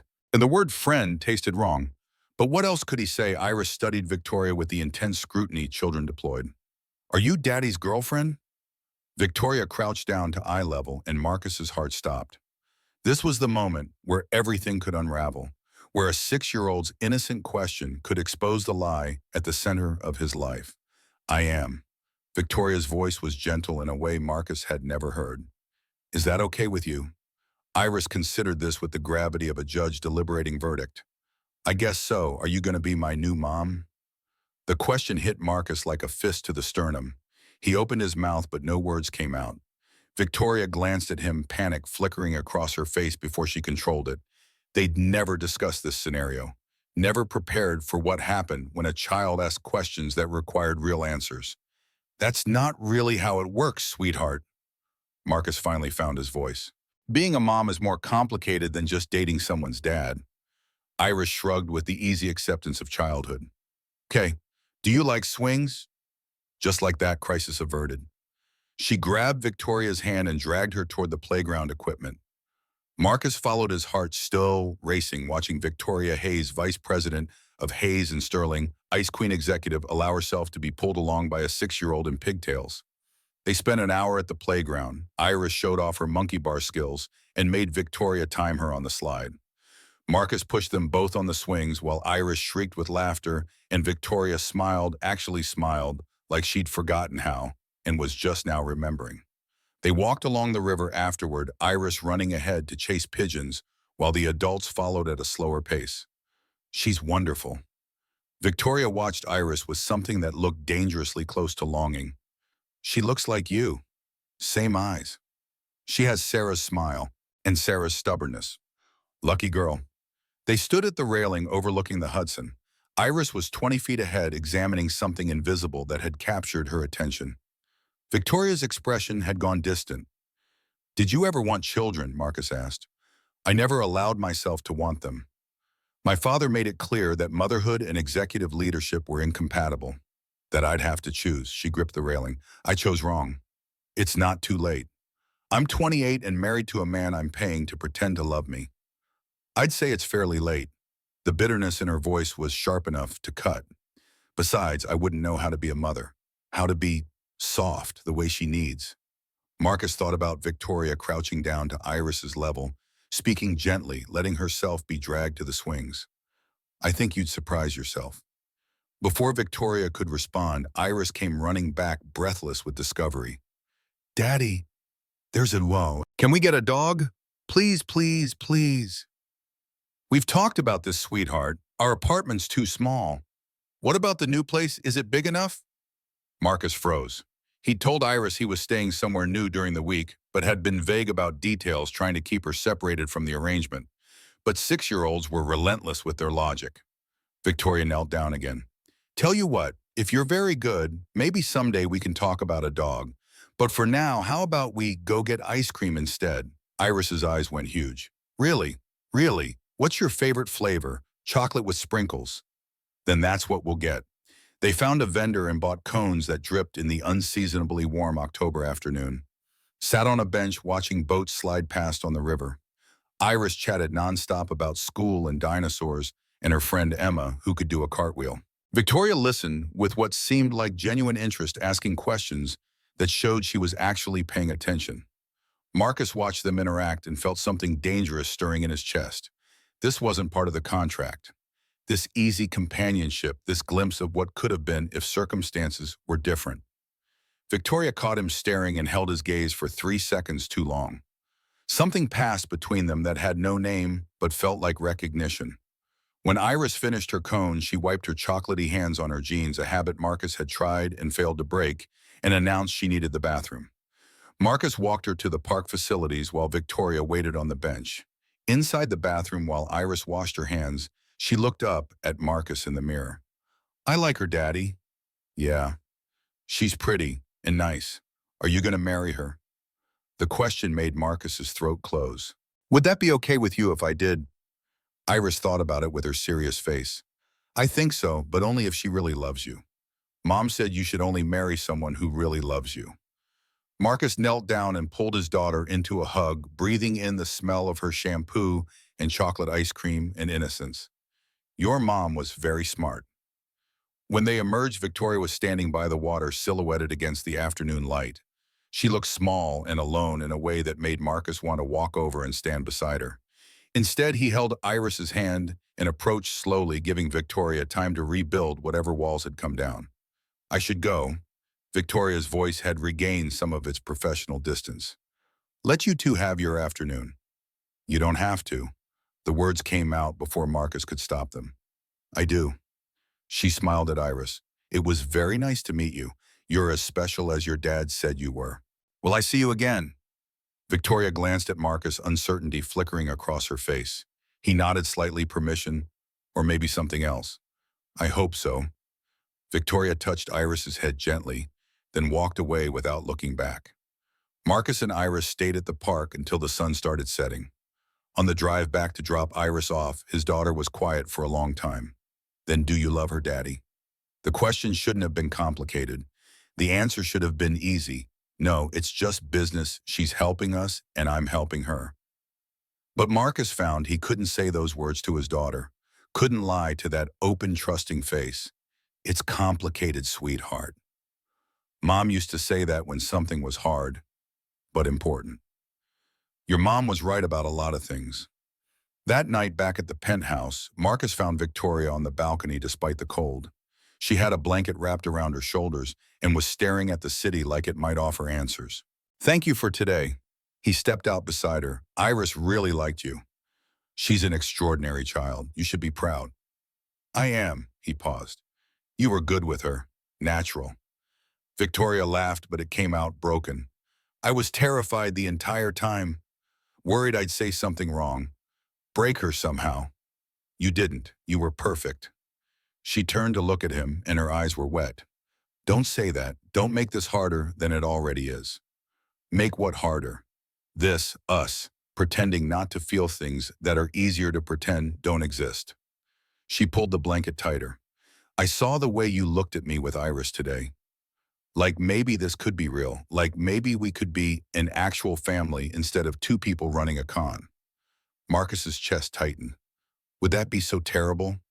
Yes, Because in 18 months this ends. The contract expires. You go back to your life and I keep the company and we never see each other again. That's what we agreed to. That's what keeps this clean. What if I don't want it to be clean anymore?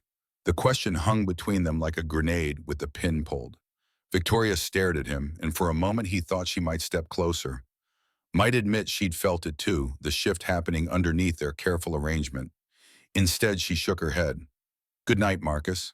She went inside, closed the sliding door, drew the curtain. Marcus stood on the balcony in the cold, watching his breath cloud in the air, and realized he was in serious trouble. Because somewhere between signing that contract and watching Victoria make his daughter laugh, he'd started forgetting this was supposed to be fake. 2 weeks later, they drove to a photography studio in Chelsea. Victoria's idea the family needed proof of the marriage, she'd said. Photographic evidence to counter Dominic's inevitable challenges. Marcus had agreed because the contract required cooperation. But standing in front of a white backdrop under studio lights felt like performing surgery on himself. The photographer was a woman in her 40s named Diane who'd shot 3 presidential campaigns and countless celebrity weddings. She directed them with calm authority. Stand here, move closer. Marcus put your hand on Victoria's waist. Victoria turned into him, slightly good now. Smile like you're happy. They posed, adjusted, posed again. Marcus's hand on Victoria's shoulder felt alien. Her body against his was warm and foreign. They looked at each other on command, and he saw his own discomfort reflected in her eyes. 2 people playing a role that required intimacy they hadn't earned. You're both too stiff. Diane lowered her camera. This is supposed to be a wedding photo, not a hostage situation. Relax, talk to each other, forget I'm here. Easy to say, impossible to do. But they tried. Marcus whispered something about how ridiculous this all was. Victoria's mouth quirked, not quite a smile, but close. Diane's shutter clicked, rapid fire. Better. Now Marcus put your arm around her waist. Victoria lean into him. That's it. Now look at each other like you actually want to be here. Marcus looked at Victoria, really looked, not the careful glances they'd been trading. Her eyes were impossibly blue this close. A small scar near her left eyebrow that he'd never noticed. Faint freckles across her nose that makeup usually covered. She looked vulnerable and human, and nothing like the ice queen who'd offered him this devil's bargain. What are you thinking? Victoria's voice was barely a whisper. That I don't know you at all, but I want to. Her expression shifted, surprise maybe, or fear, or something else entirely. Diane's camera kept clicking. They stood frozen in that moment, Marcus's arm around Victoria's waist, her body against his, and something passed between them that felt dangerous and real. Perfect. Diane grinned. That's the shot. That's the one that'll convince everyone. They separated quickly, the spell breaking, finished the session with mechanical efficiency, thanked Diane and left without speaking. In the car, Victoria stared out the window while Marcus drove, and neither acknowledged what had just happened. The photos arrived a week later. Victoria spread them across the dining table, and Marcus stood looking down at 2 people who seemed genuinely in love. The way his hand curved around her waist, the way she leaned into him like he was home, the expression on both their faces soft, open, vulnerable. These are good. Victoria's voice was carefully neutral. Very convincing. Yeah. I'll send them to my family. Make sure they're posted appropriately. Sure. They stood there looking at evidence of something that wasn't real, but looked real enough to fool everyone, including Marcus was starting to fear themselves. The email from Dominic arrived on a Tuesday morning, 3 weeks later. Subject line, concerns regarding executive leadership and corporate governance. Sent to every board member, every senior director, everyone who mattered. Victoria read it 3 times before calling Marcus into her home office. He's making his move. Her hands shook as she held the phone, raising questions about my recent decisions, my judgment, my personal life. Marcus read the email over her shoulder. Corporate speak wrapped around a knife, concerns about impulsive behavior, questions about conflicts of interest, implications that Victoria's marriage had been rushed and suspicious. Nothing explicit enough to constitute accusation. Everything designed to plant seeds of doubt. He's going to prove we're fake. Victoria's voice cracked on the last word. He's going to dig into your background, find the contract, expose everything, and then it's over. The company goes to him. You get sued. Iris loses her future. He doesn't have proof yet. He will. He's got resources I can't match. Private investigators, lawyers, board connections. She looked up at Marcus, and her eyes were desperate.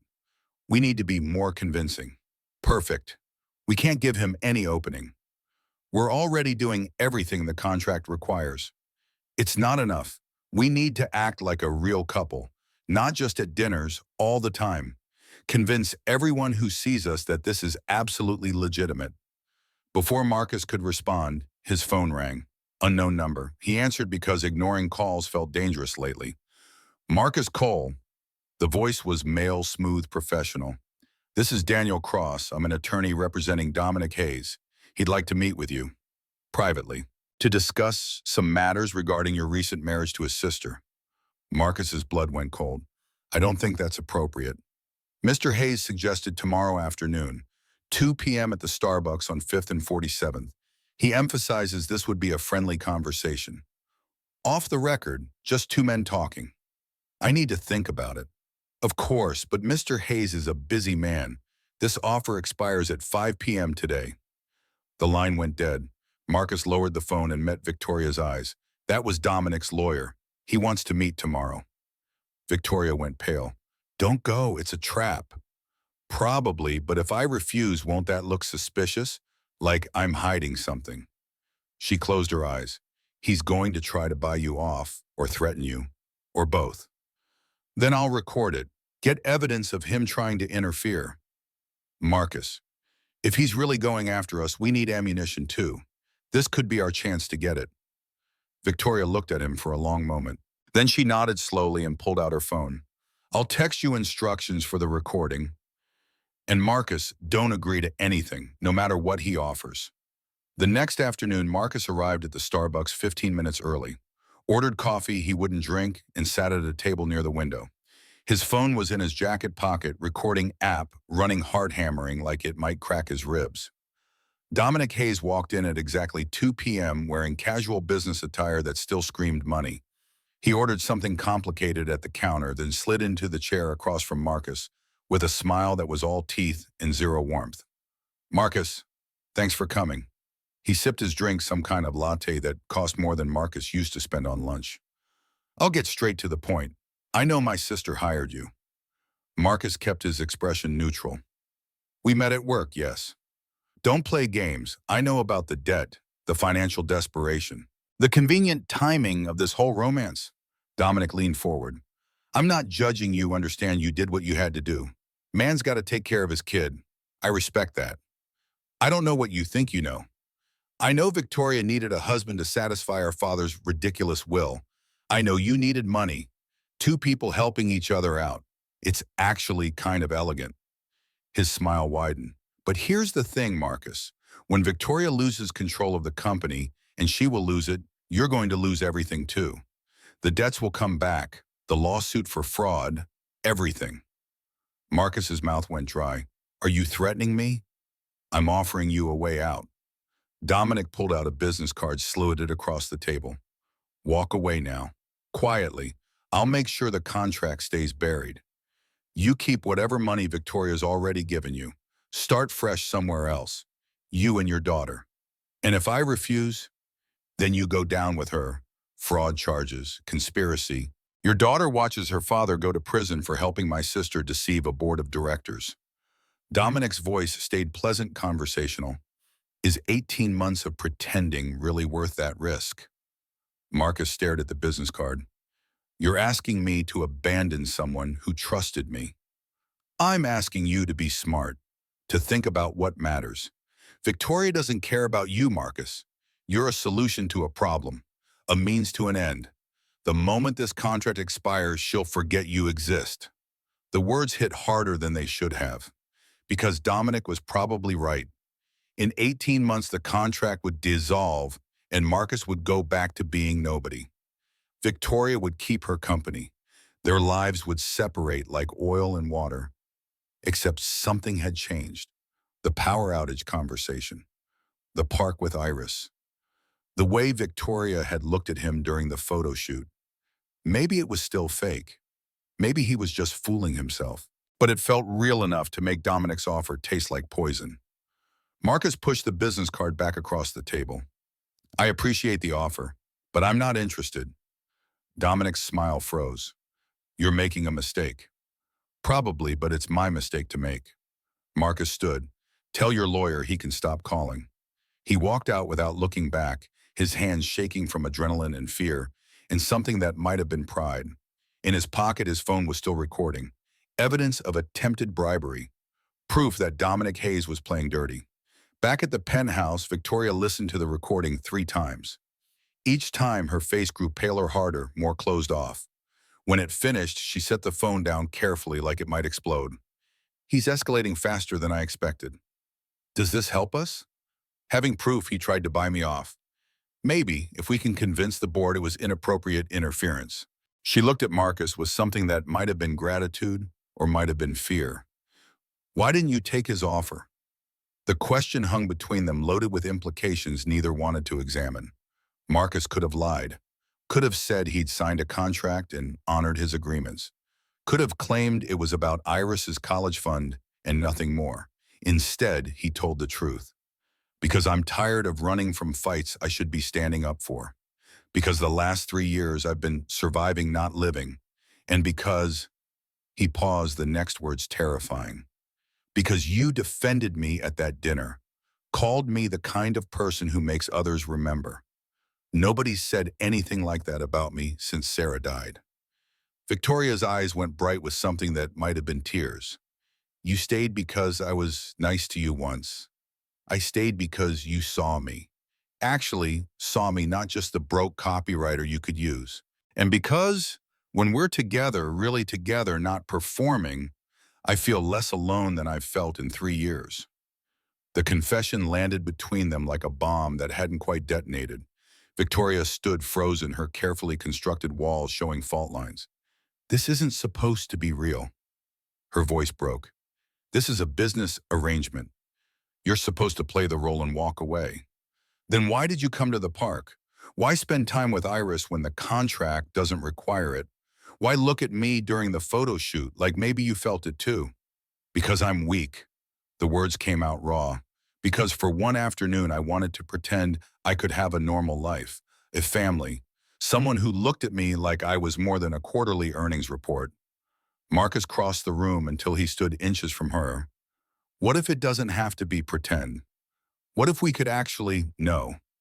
Victoria stepped back like he tried to hit her. No. In 18 months this ends. You go back to your life. I keep the company. That's the agreement. That's what keeps us both safe. Safe from what? From this, she gestured between them wildly, from feeling things that complicate everything, from forgetting this is temporary, from getting hurt when it ends. Maybe it doesn't have to end. Yes, it does. Because I'm not capable of this. I don't know how to be someone's real wife, someone's mother. I only know how to be what my father made me, a machine that runs companies and crushes everything soft. Marcus wanted to argue, wanted to grab her shoulders and tell her she was wrong, that he'd seen her softness with Iris, that she was more than Richard Hayes's damaged legacy. But Victoria's face had gone blank again, all emotion locked down behind steel. I need to be alone. She turned toward her bedroom. Thank you for not taking Dominic's offer. The recording will be useful. The door closed. The lock clicked. Marcus stood in the living room feeling like he'd just watched something precious slip through his fingers. They'd come so close to admitting what was happening between them. So close to making it real. But Victoria was right about one thing: real was dangerous. Real meant vulnerability. Real meant the possibility of devastation when the contract expired and they were forced back into their separate worlds. Marcus went to his room and pulled up the Excel spreadsheet he'd created months ago, the one comparing accept and refuse. He added a third column, what happens if this becomes real? Under it, he typed, everything gets complicated. Someone gets hurt. Probably both of us. Then, because he was apparently a glutton for punishment, but maybe we both finally stop being alone. He stared at the words for a long time before closing the laptop. 18 months had seemed like a manageable sentence when he'd signed the contract. Now lying in an expensive bed in a penthouse that would never feel like home, Marcus wondered if 18 months would be enough, or if it would be far too much. Dominic moved faster than Victoria had anticipated. Within a week of Marcus turning down the coffee shop bribe, an email arrived from the board secretary emergency meeting scheduled for Thursday morning at 10 a.m. Subject matter vague but ominous. Review of executive leadership in corporate governance. Victoria knew exactly what it meant. Her brother had found something or thought he had and was ready to deploy it in front of the people who controlled her future. She called Marcus into her office at the penthouse Wednesday evening. He found her standing at the window, scotch in hand, looking out at a city that suddenly felt hostile.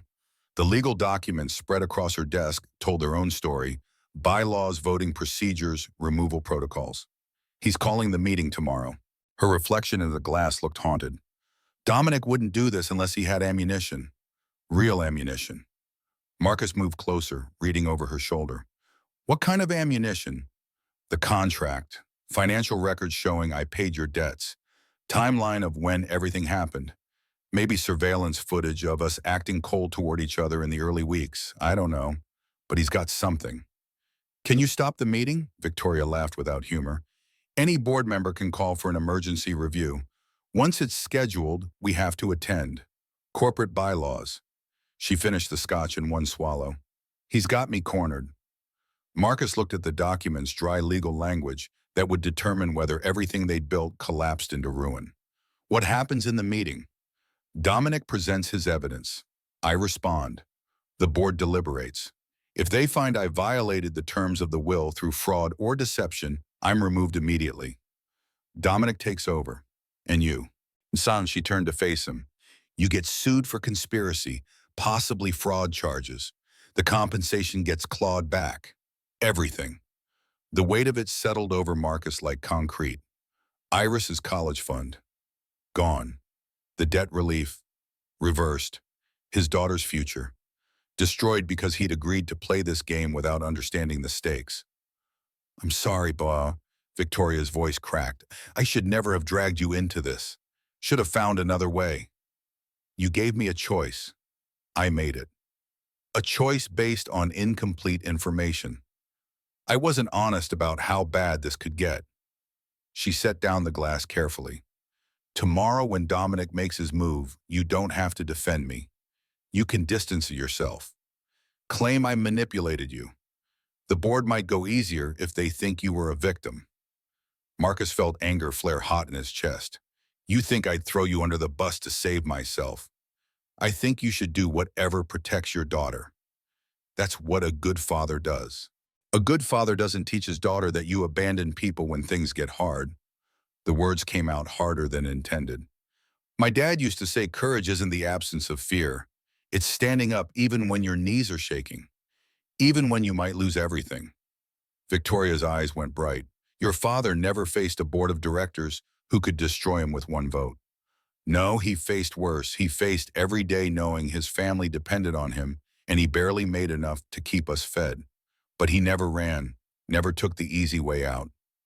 Marcus stepped closer until they were inches apart. You defended me at that dinner, called me someone who makes others remember why they do this work.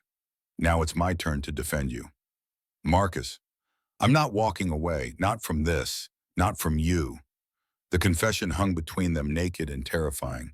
Victoria searched his face like she was trying to find the lie, the angle, the hidden motive. When she didn't find it, something in her broke. She closed the distance and kissed him, desperate and afraid and real in a way nothing between them had been before. Marcus kissed her back, hands finding her waist, pulling her closer. This wasn't performance, wasn't strategic, just two people who'd been pretending for so long they'd forgotten how to be genuine, suddenly remembering. The kiss tasted like scotch and fear and the possibility of something neither of them knew how to name. When they pulled apart, both breathing hard, Victoria pressed her forehead against his. This is a terrible idea. Probably the worst. Tomorrow could destroy both of us. Then at least we'll go down fighting together. She pulled back and her eyes were wet, but her jaw was set. I need to prepare, go through every possible angle Dominic might use, every defense I can mount. What can I do? Get some sleep. Tomorrow's going to be brutal. Marcus nodded and headed toward his room. At the door, he turned back. Victoria, whatever happens tomorrow, I don't regret this, any of it. Her smile was warm and small. Ask me again when it's over. Sleep was impossible. Marcus lay in bed staring at the ceiling, mind churning through scenarios. Around 3 a.m., he gave up and padded to the kitchen for water. Found Victoria sitting at the dining table in sweatpants and one of his old t-shirts. When had she taken that, surrounded by papers, and a half-empty bottle of wine? Couldn't sleep either. He sat down across from her. Sleep feels like surrender. She rubbed her eyes. Dark circles had taken up residence underneath. I keep running through what I'm going to say. How to defend the indefensible. It's not indefensible. You needed to satisfy your father's outdated requirement. You found a solution. A solution that involved paying someone to marry me. A solution that looks exactly like fraud when you write it down. She picked up her wine glass, set it down without drinking. I've spent my entire life proving I deserve things. Proving I'm smart enough, tough enough, good enough. And tomorrow, Dominic's going to stand in front of people I respect and tell them I'm a fraud who had to buy a husband because no one would marry me otherwise. The pain in her voice made Marcus's chest ache. That's not what happened. Isn't it? Be honest. If I hadn't been desperate and you hadn't been broke, would you have given me a second look? Would we even be having this conversation? Marcus thought about that first collision in the hallway. The way Victoria had looked at him like he was furniture that had gotten in her way. How she'd offered money for returning her envelope, surprised when he refused. They'd been strangers from different worlds, and under normal circumstances, they would have stayed strangers. No, the honesty hurt to admit. Under normal circumstances, we never would have happened. But these aren't normal circumstances. And what started as a transaction became something else. Did it, or are we just good at pretending? Victoria's voice carried desperation. How do we know what's real and what's performance anymore? Marcus reached across the table and took her hand. She startled but didn't pull away. You came to the park to meet Iris. That wasn't in the contract. You hugged me during the power outage. You kissed me tonight. None of that was performance. Maybe I'm just a better actress than you thought. You're not. You're just scared that if you admit this became real, it'll hurt more when it ends. Victoria's fingers tightened around his. Of course it'll hurt more. That's how feelings work. The more real they are, the more they destroy you when they're gone. My father taught me that lesson early. Your father taught you a lot of terrible lessons. Marcus shifted his chair closer. But he was wrong about this. Sometimes the brave thing isn't protecting yourself. It's letting yourself feel it anyway. Tears spilled over, tracking down Victoria's face. She didn't wipe them away. I'm so tired of being brave, tired of fighting, tired of proving myself to people who will never think I'm good enough. Then stop trying to prove it to them. Prove it to yourself instead. She laughed through the tears. How? By walking into that boardroom tomorrow and telling the truth. All of it. Not because it'll save the company, because it's who you actually are underneath all the armor. They sat in the dim kitchen as night bled toward dawn, hands clasped across the table, two people who'd started as a business transaction and somehow become something neither had planned for. Around 4 a.m., Victoria's head drooped onto her folded arms. Marcus stood quietly, found a blanket, draped it over her shoulders. She murmured something he couldn't catch and settled deeper into sleep. He should have gone to bed, too. Should have tried for a few hours of rest before the battle ahead. Instead, he stayed watching her breathe, memorizing the vulnerability on her face that she never let anyone see when conscious. Whatever happened in that boardroom, he wanted to remember this Victoria Hayes without her mask, trusting him enough to fall asleep at the kitchen table instead of behind her locked bedroom door. At 6:30, her eyes fluttered open. For a moment, she looked confused, disoriented. Then memory returned and her expression shuttered closed. I fell asleep. You needed it. She sat up, the blanket sliding off. What time is it? Almost 7. Meeting's at 10. Victoria nodded mechanically, then stood and headed toward her bedroom without another word. Marcus heard the shower start 15 minutes later. By the time he'd showered and dressed in his suit fourth appearance, the fabric starting to show wear, Victoria emerged looking like she'd never had that breakdown. Hair perfect. Makeup flawless. The armor firmly in place. They took her Mercedes Victoria driving with white-knuckled focus through morning traffic. Neither spoke until they were parking in the executive garage. "Whatever I say in there, whatever happens, I need you to know." Victoria's voice caught. "Thank you for standing with me when you could have walked away. I told you, I don't run from fights that matter." She nodded once, sharp and decisive. Then they climbed out and headed for the elevator, like soldiers marching toward enemy fire. The boardroom occupied the 40th floor, all glass walls and leather chairs and floor-to-ceiling windows that turned the city into a backdrop. 7 people waited inside. Harrison Blackwell at the head of the table, Theodore Walsh to his right, 3 other board members Marcus vaguely recognized from company photos, and Dominic Hayes sitting opposite the chairman with a folder thick enough to contain damnation. Marcus took the seat beside Victoria, feeling every eye track his movement. The other board members were studying them with expressions ranging from curious to hostile. Dominic looked calm, confident like a chess player who'd already seen checkmate 3 moves ahead. Harrison called the meeting to order with bureaucratic formality. "Thank you all for coming on short notice. Mr. Hayes has raised concerns requiring immediate board attention. Dominic, the floor is yours." Dominic stood, straightening his tie with practiced ease. He smiled, warm concern, the perfect imitation of a brother worried about his sister. "Let me start by saying I have nothing but respect for Victoria. She's worked hard, brought valuable insights to the company. But recently I've become aware of information that raises serious questions about her judgment and her fitness to lead."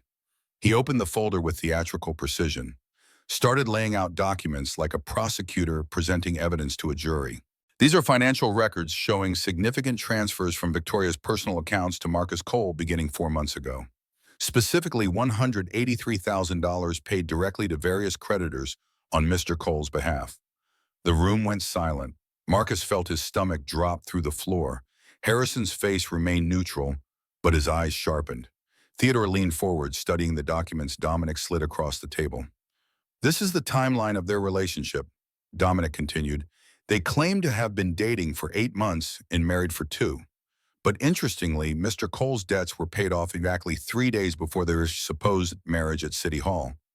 One might call that suspicious timing." Marcus watched Victoria's face. She sat perfectly still, hands folded on the table, expression giving nothing away. He wanted to grab her hand, offer some gesture of solidarity, but any movement now would look like weakness. Dominic pulled out more documents. "Here's the lease agreement for this penthouse. Victoria added Mr. Cole as a resident the same week his debts were cleared. And here, he produced what looked like a legal contract. This is an employment agreement between Victoria Hayes and Marcus Cole, dated 2 weeks before their marriage. It includes a residential clause requiring Mr. Cole to live at Miss Hayes' address for a period of 18 months. Theodore's expression darkened. "Victoria, is this accurate?" Before she could respond, Dominic pressed on. "I'm not making accusations. I'm simply presenting facts that suggest this marriage may not be what it appears. That my sister may have hired Mr. Cole to play the role of her husband to satisfy the terms of our father's will, which, if true, constitutes fraud." The word hung in the air like an executioner's blade. Marcus felt the weight of 7 pairs of eyes shifting between him and Victoria. This was it. The moment where everything either held together or shattered completely. Harrison's voice cut through the tension. "These are serious allegations, Dominic. Victoria, would you like to respond?" Victoria stood slowly. Her hands didn't shake. Her voice when she spoke was clear, steady, carrying the authority of someone who'd earned her position through competence rather than birth. "Dominic is right. I entered into a contract with Marcus Cole. I paid his debts. I asked him to marry me and move into my home for 18 months. All of that is true." The admission landed like a grenade. Theodore's mouth fell open. The other board members exchanged shocked glances.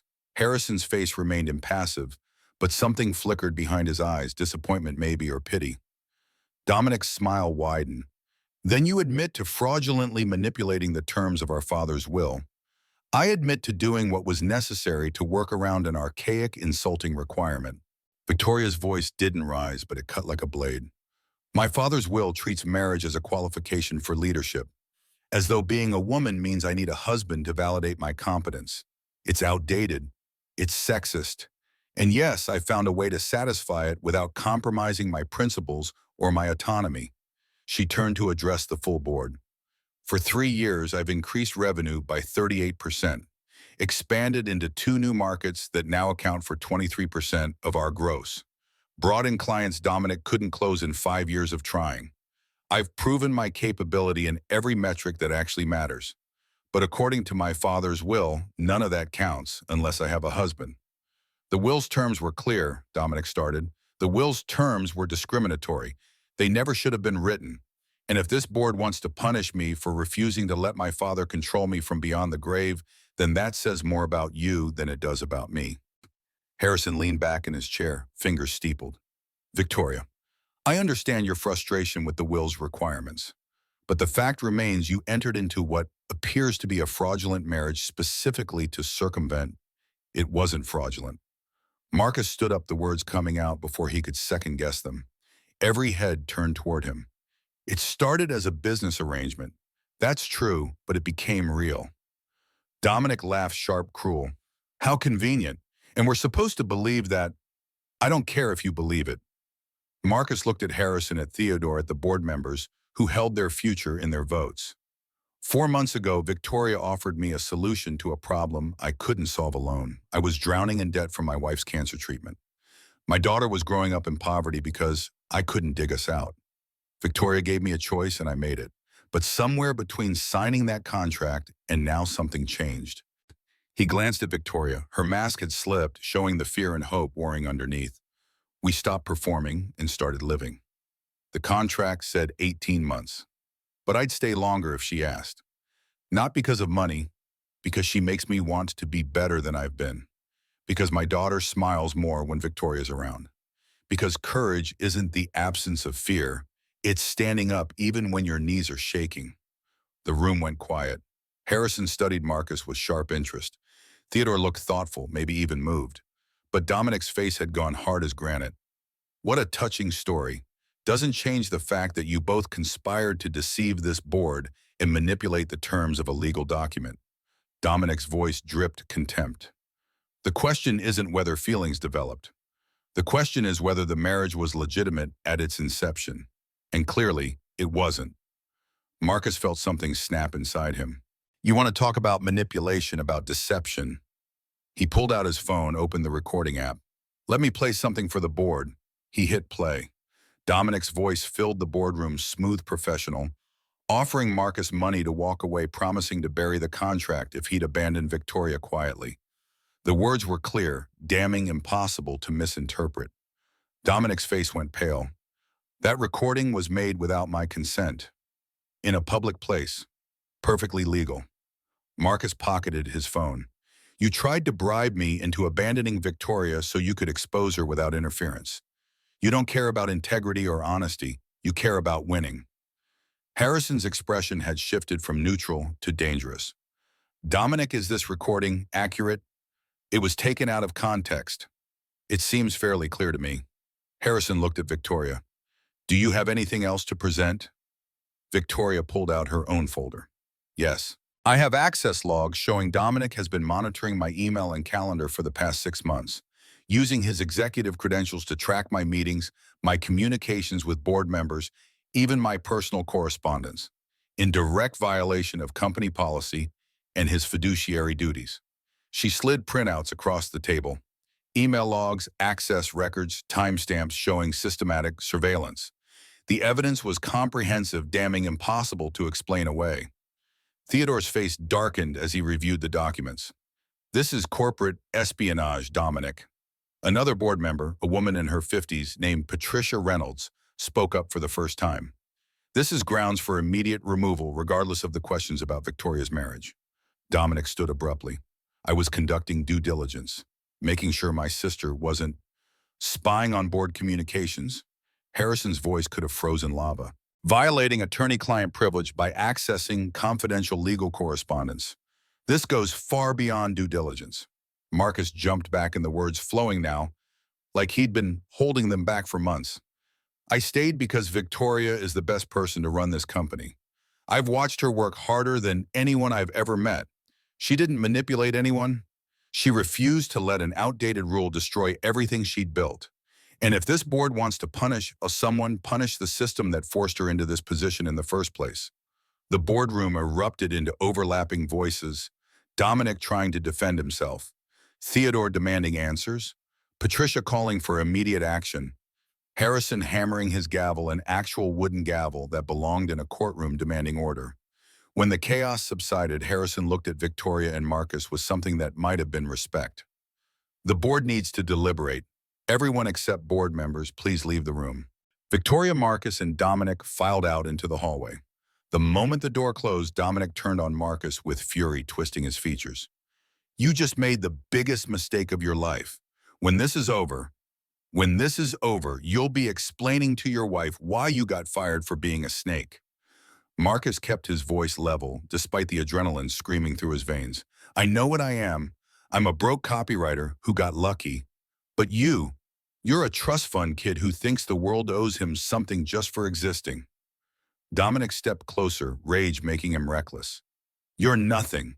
A parasite who latched onto my sister because you couldn't make it on your own. Enough. Victoria's voice cracked like a whip. Walk away, Dominic, before you make this worse. Her brother stared at her, something ugly and desperate in his eyes. This isn't over, Vicky. Even if they don't vote against you today, I'll find another way. I'll always find another way. He stalked off toward the elevators. Victoria and Marcus stood in the hallway, neither speaking, both understanding they'd just crossed a point of no return. Whatever the board decided, the Hayes family civil war had escalated beyond repair.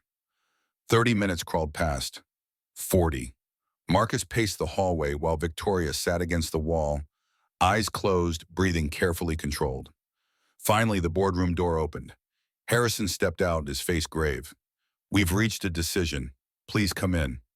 They filed back to their seats. The board members looked exhausted, like they'd aged a decade in less than an hour. Harrison cleared his throat and began speaking with formal precision. The board has found credible evidence that Dominic Hayes violated corporate policy, breached fiduciary duty, and engaged in unauthorized surveillance of executive communications. Effective immediately, he is removed from his position and from the board, pending legal review of his actions. Marcus felt Victoria's hand find his under the table, squeezing so hard it hurt. Dominic had gone statue still, face blank with shock. However, Harrison's eyes moved to Victoria. The marriage contract presents significant ethical concerns. While the board acknowledges your accomplishments and leadership, we cannot ignore that you entered into a transactional arrangement specifically to circumvent the will's requirements. Victoria's hand tightened further. Marcus could feel her pulse hammering against his palm. Therefore, the board requires the marriage contract to be dissolved within 30 days. Additionally, we'll be engaging legal counsel to review the will's marriage clause and determine if it can be challenged or removed entirely. Given your performance record, we believe you should retain your position, but on merit, not through manipulation of outdated requirements. The decision landed somewhere between victory and defeat. Dominic was gone, that was something. But the contract had to end, which meant everything Marcus and Victoria had built was being forcibly dismantled. Harrison continued, this is not a perfect outcome, but it's the best we can do given the circumstances. Victoria, you're fortunate to have someone willing to defend you the way Mr. Cole did. That speaks to character this board values. He stood, signaling the meeting's end. We'll reconvene in 2 weeks to discuss the legal review's findings. Until then, business continues as usual. The board members filed out.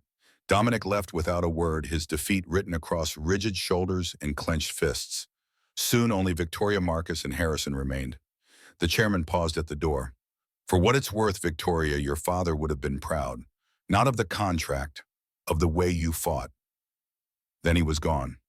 Victoria and Marcus sat in the empty boardroom, still holding hands under the table, processing what had just happened. We won. Victoria's voice sounded hollow. Dominic's gone. But the contract has to end. In 30 days, she finally looked at him. Which means you don't have to stay. The board's decision gives you an out. You can go back to your life, keep everything I gave you, walk away clean. Marcus studied her face, seeing the fear underneath the words. She was giving him permission to leave, maybe even expecting it. Is that what you want? What I want doesn't matter. The contract. To hell with the contract.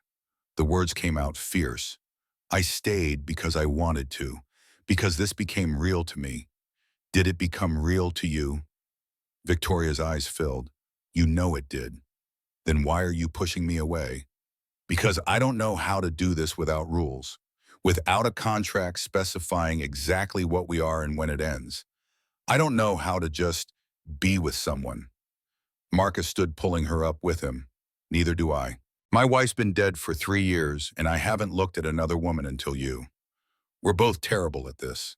But maybe that's okay. Maybe we figure it out together.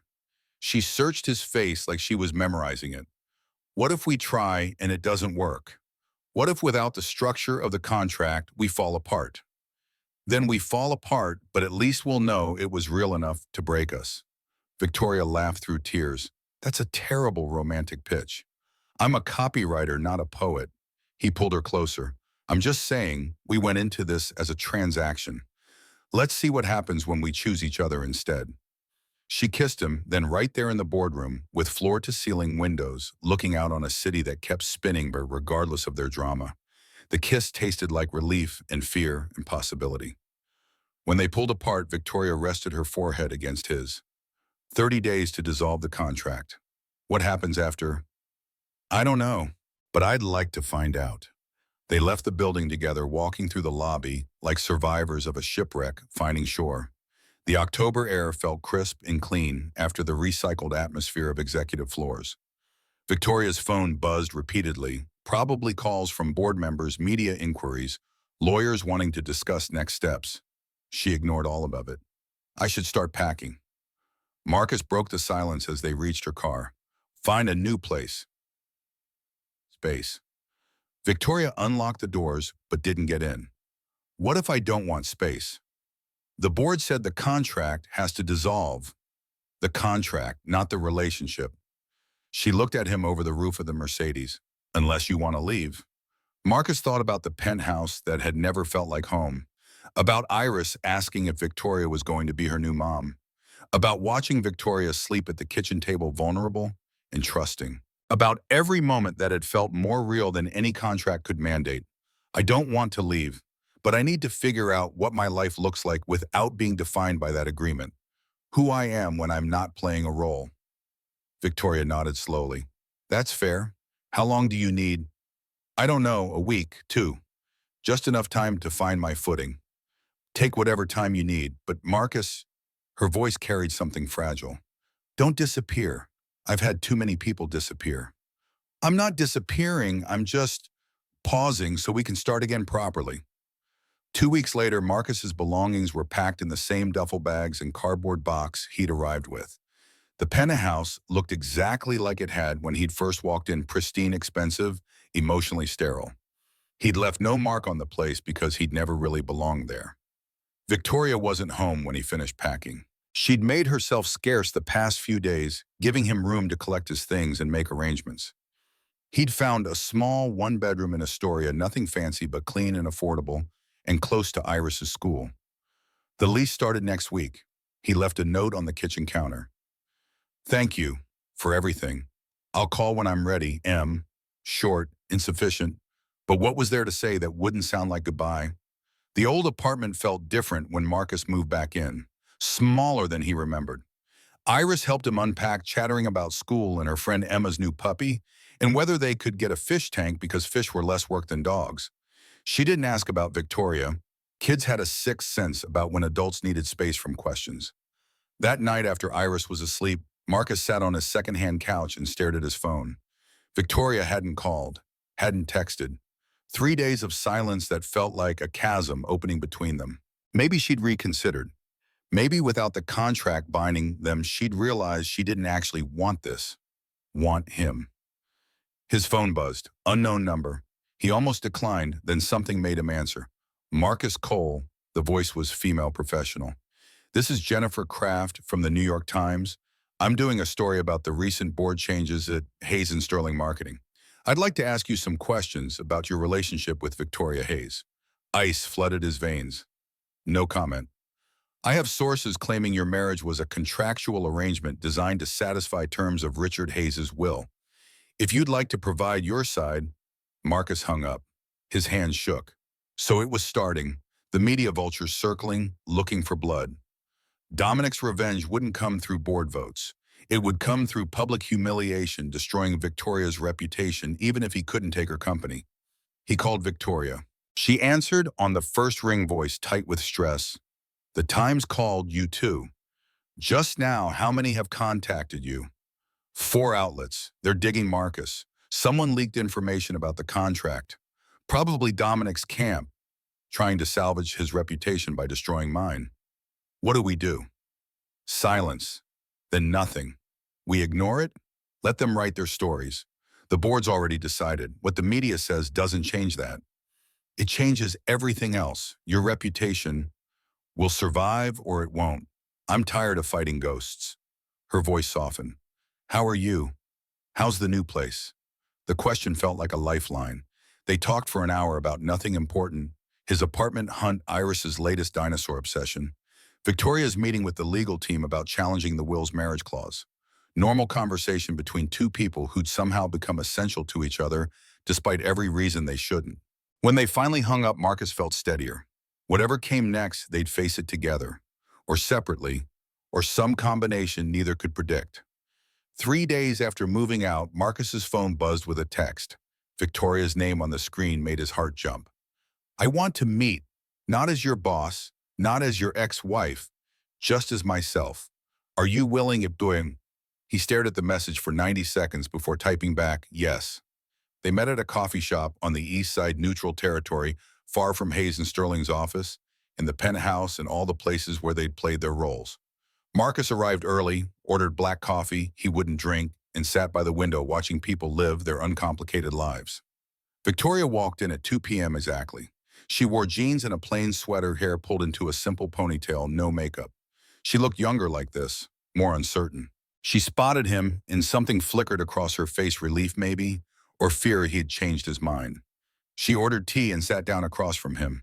For a moment, neither spoke. Outside traffic flowed past. Inside, the espresso machine hissed and steamed. Normal sounds of a normal afternoon in a normal cafe where two people tried to figure out if they had something worth salvaging. I've been thinking, Victoria wrapped her hands around the cup without drinking, about the last 4 months, about who we were when we started and who we are now. Marcus waited, let her find the words at her own pace. I spent so long pretending to be someone I wasn't that I forgot what it felt like to just be honest. To want something without strategizing how to get it. To care about someone without calculating the bond. She looked up, meeting his eyes. I want to try that now, with you, if you're willing. Try what exactly? No contract, no performance, no conditions. Just two people who went through something strange and difficult together, trying to figure out if there's something real underneath. Marcus thought about the question he'd asked in that boardroom. Did it become real to you? She'd answered yes then, but saying it in front of lawyers and board members was one thing. Saying it here now, with nothing forcing them together except choice that was different. I don't know if it'll work. Victoria's voice carried vulnerability he'd rarely heard. We might try and realize the only thing we had in common was mutual desperation. But I want to try. Do you? Marcus looked at her, really looked, not the careful glances they'd traded during the contract. He saw the woman who'd stood in a boardroom and refused to apologize for refusing to be controlled, who'd crouched down to talk to Iris at eye level gentle in a way she'd never learned from her father, who'd fallen asleep at the kitchen table trusting him to keep her safe. Yes, I want to try. Her smile was small but genuine. Where do we start? Maybe with the question you asked the first time we kissed. Marcus felt his mouth quirk. Are we sharing a bed? Victoria laughed, actual laughter that transformed her face. Maybe eventually, but not tonight. Tonight we're just two people having coffee, figuring out if we actually like each other when nobody's forcing us to. Do you like me? She considered the question seriously. You're stubborn. Sometimes you push when I need space. You eat cereal for dinner when you're too tired to cook. Your suit has seen better days and you refuse to let me buy you a new one. Sounds like you don't. But you're also the first person in years who's defended me without expecting something in return. You make Iris laugh in a way I never could. You see through my armor, but don't try to tear it down. You just wait until I'm ready to lower it myself. She reached across the table, her hand stopping, halfway an offer, not a demand. So yes, I like you. Against all logic and common sense, I genuinely like you. Marcus took her hand. Her fingers intertwined with his felt right in a way the performative touches never had. I like you too, even though you're controlling and terrible at relaxing and you work too much. We're quite a pair. Yeah, we really are. They sat in the coffee shop talking until the barista started giving them pointed looks about the closing time. Talked about childhoods and failures and fears, about what they wanted from the future, and whether it was possible to build something real on a foundation of lies. Neither had answers, but for the first time, neither felt like they needed them. When they finally left, Victoria turned to him on the sidewalk. Can I meet Iris again? Properly this time. Not as your boss's girlfriend, just as someone who cares about both of you. She'd like that. She asks about you, you know. Wants to know when the pretty lady from the park is coming back. Tell her next Saturday, if that works for you. It works. Victoria stepped closer and Marcus met her halfway. The kiss was softer than the desperate clash in her bedroom, sweeter than the relief in the boardroom. It tasted like beginnings instead of endings, like choosing rather than being chosen. When they pulled apart, Victoria rested her hand against his chest. This is terrifying. What is not having a contract, not knowing how this ends, just free-falling and hoping we figure out how to fly? We don't have to fly, we just have to land together. She smiled against his jacket. When did you become a poet? Must be your influence. You're making me soft. Good. You deserve to be soft sometimes. You've been hard for too long. She pulled back, brushing hair from his eyes. I should go. Early meeting tomorrow. Some things never change. Some things shouldn't. She kissed him once more, quick and sweet. Saturday, 2 p.m., Riverside Park. We'll be there. He watched her walk to her car, watched her drive away, and felt something settle in his chest that he hadn't felt since Sarah died. Not happiness exactly, more like the possibility of happiness. The sense that maybe despite everything, he'd stumbled into something worth keeping. Saturday came wrapped in unseasonably warm November sunshine. Marcus and Iris arrived at Riverside Park at 1:50, his daughter bouncing with barely contained excitement. She wore her purple jacket again and had insisted on pigtails because the pretty lady liked them last time. Victoria appeared at exactly 2 p.m. punctual, even in her personal life. She carried a bag from the toy store, and Iris's eyes went huge when Victoria pulled out a stuffed brachiosaurus. I remembered you liked dinosaurs. Victoria knelt down, offering the toy. This one's supposed to be the gentlest. I thought that was appropriate. Iris took the dinosaur with reverent care, hugging it immediately. She's perfect, thank you. You're very welcome. Are you staying this time? The question came out without warning, innocent and devastating. Daddy said you might. Victoria glanced at Marcus, who nodded slightly. She looked back at Iris. I'd like to, if that's okay with you. It's okay. Iris smiled, Sarah's smile, the one that lit up everything. Chester gets lonely, and now he'll have a friend. They spent the afternoon at the playground. Victoria pushed Iris on the swings while Marcus watched from a bench, his phone full of photos he'd show his daughters someday, when she asked how they all became a family. They got ice cream chocolate with sprinkles for Iris, vanilla, for Victoria, coffee for Marcus, and walked along the river watching boats slice through water that reflected the sky. Around 4 p.m., Iris ran ahead to chase a dog that had escaped its owner. Marcus and Victoria followed at a slower pace, hands loosely linked. She's wonderful. Victoria's voice carried something Marcus had never heard before, longing mixed with hope. You've done an incredible job with her. I've done my best. Some days that feels like enough. Most days it doesn't. That's what makes you a good father, caring whether you're enough. They stood at the railing overlooking the Hudson. Iris was 20 feet away, helping the dog's owner get the leash back on. Victoria's expression had gone distant again. I never thought I could have this. Her voice was quiet enough the breeze almost stole it. A family. Someone who saw me as more than a quarterly report. A child who smiled when I showed up, instead of treating me like an obligation. You can have it if you want it. What if I'm terrible at it? What if I don't know how to be soft enough, patient enough? What if I hurt her the way my father hurt me? Marcus turned her to face him. You won't, because you're already worried about it. Your father never questioned himself, never wondered if he was doing damage. That awareness is what protects her. You really believe that?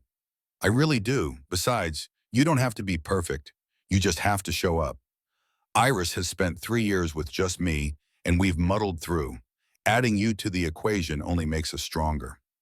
Victoria's eyes went wet. I don't know how to be part of a family, how to be someone's mother, someone's partner. I only know how to be alone. Then we'll learn together, because I don't know how to be someone's partner again either. But I want to try. With you. Iris came running back, breathless and happy. The Brachiosaurus clutched tight. Daddy, can Victoria have dinner with us, please? Marcus looked at Victoria, eyebrows raised in question. She smiled, tentative but real. I'd like that, if your dad's cooking. He makes the best spaghetti. Iris grabbed Victoria's hand. And we can watch a movie, and you can meet Chester and see my dinosaur books. They walked back to Marcus's car, Iris between them chattering about school and friends and everything 6-year-olds deemed important. Victoria listened with what seemed like genuine interest, asking questions that showed she was paying attention. In the car, Iris sang along to the radio, while Marcus drove and Victoria sat in the passenger seat looking more relaxed than he'd ever seen her. At the apartment, Marcus made spaghetti, while Iris showed Victoria her room, her toys, her entire world compressed into 90 square feet. He could hear his daughter's voice through the walls, explaining the hierarchy of her stuffed animals and why Chester was the leader. Could hear Victoria asking questions, making appropriate, impressed sounds. They ate dinner at Marcus's small table, knees bumping in the cramped space. Watched a Disney movie with Iris, sandwiched between them on the couch. When his daughter's head started drooping around 8, Marcus carried her to bed.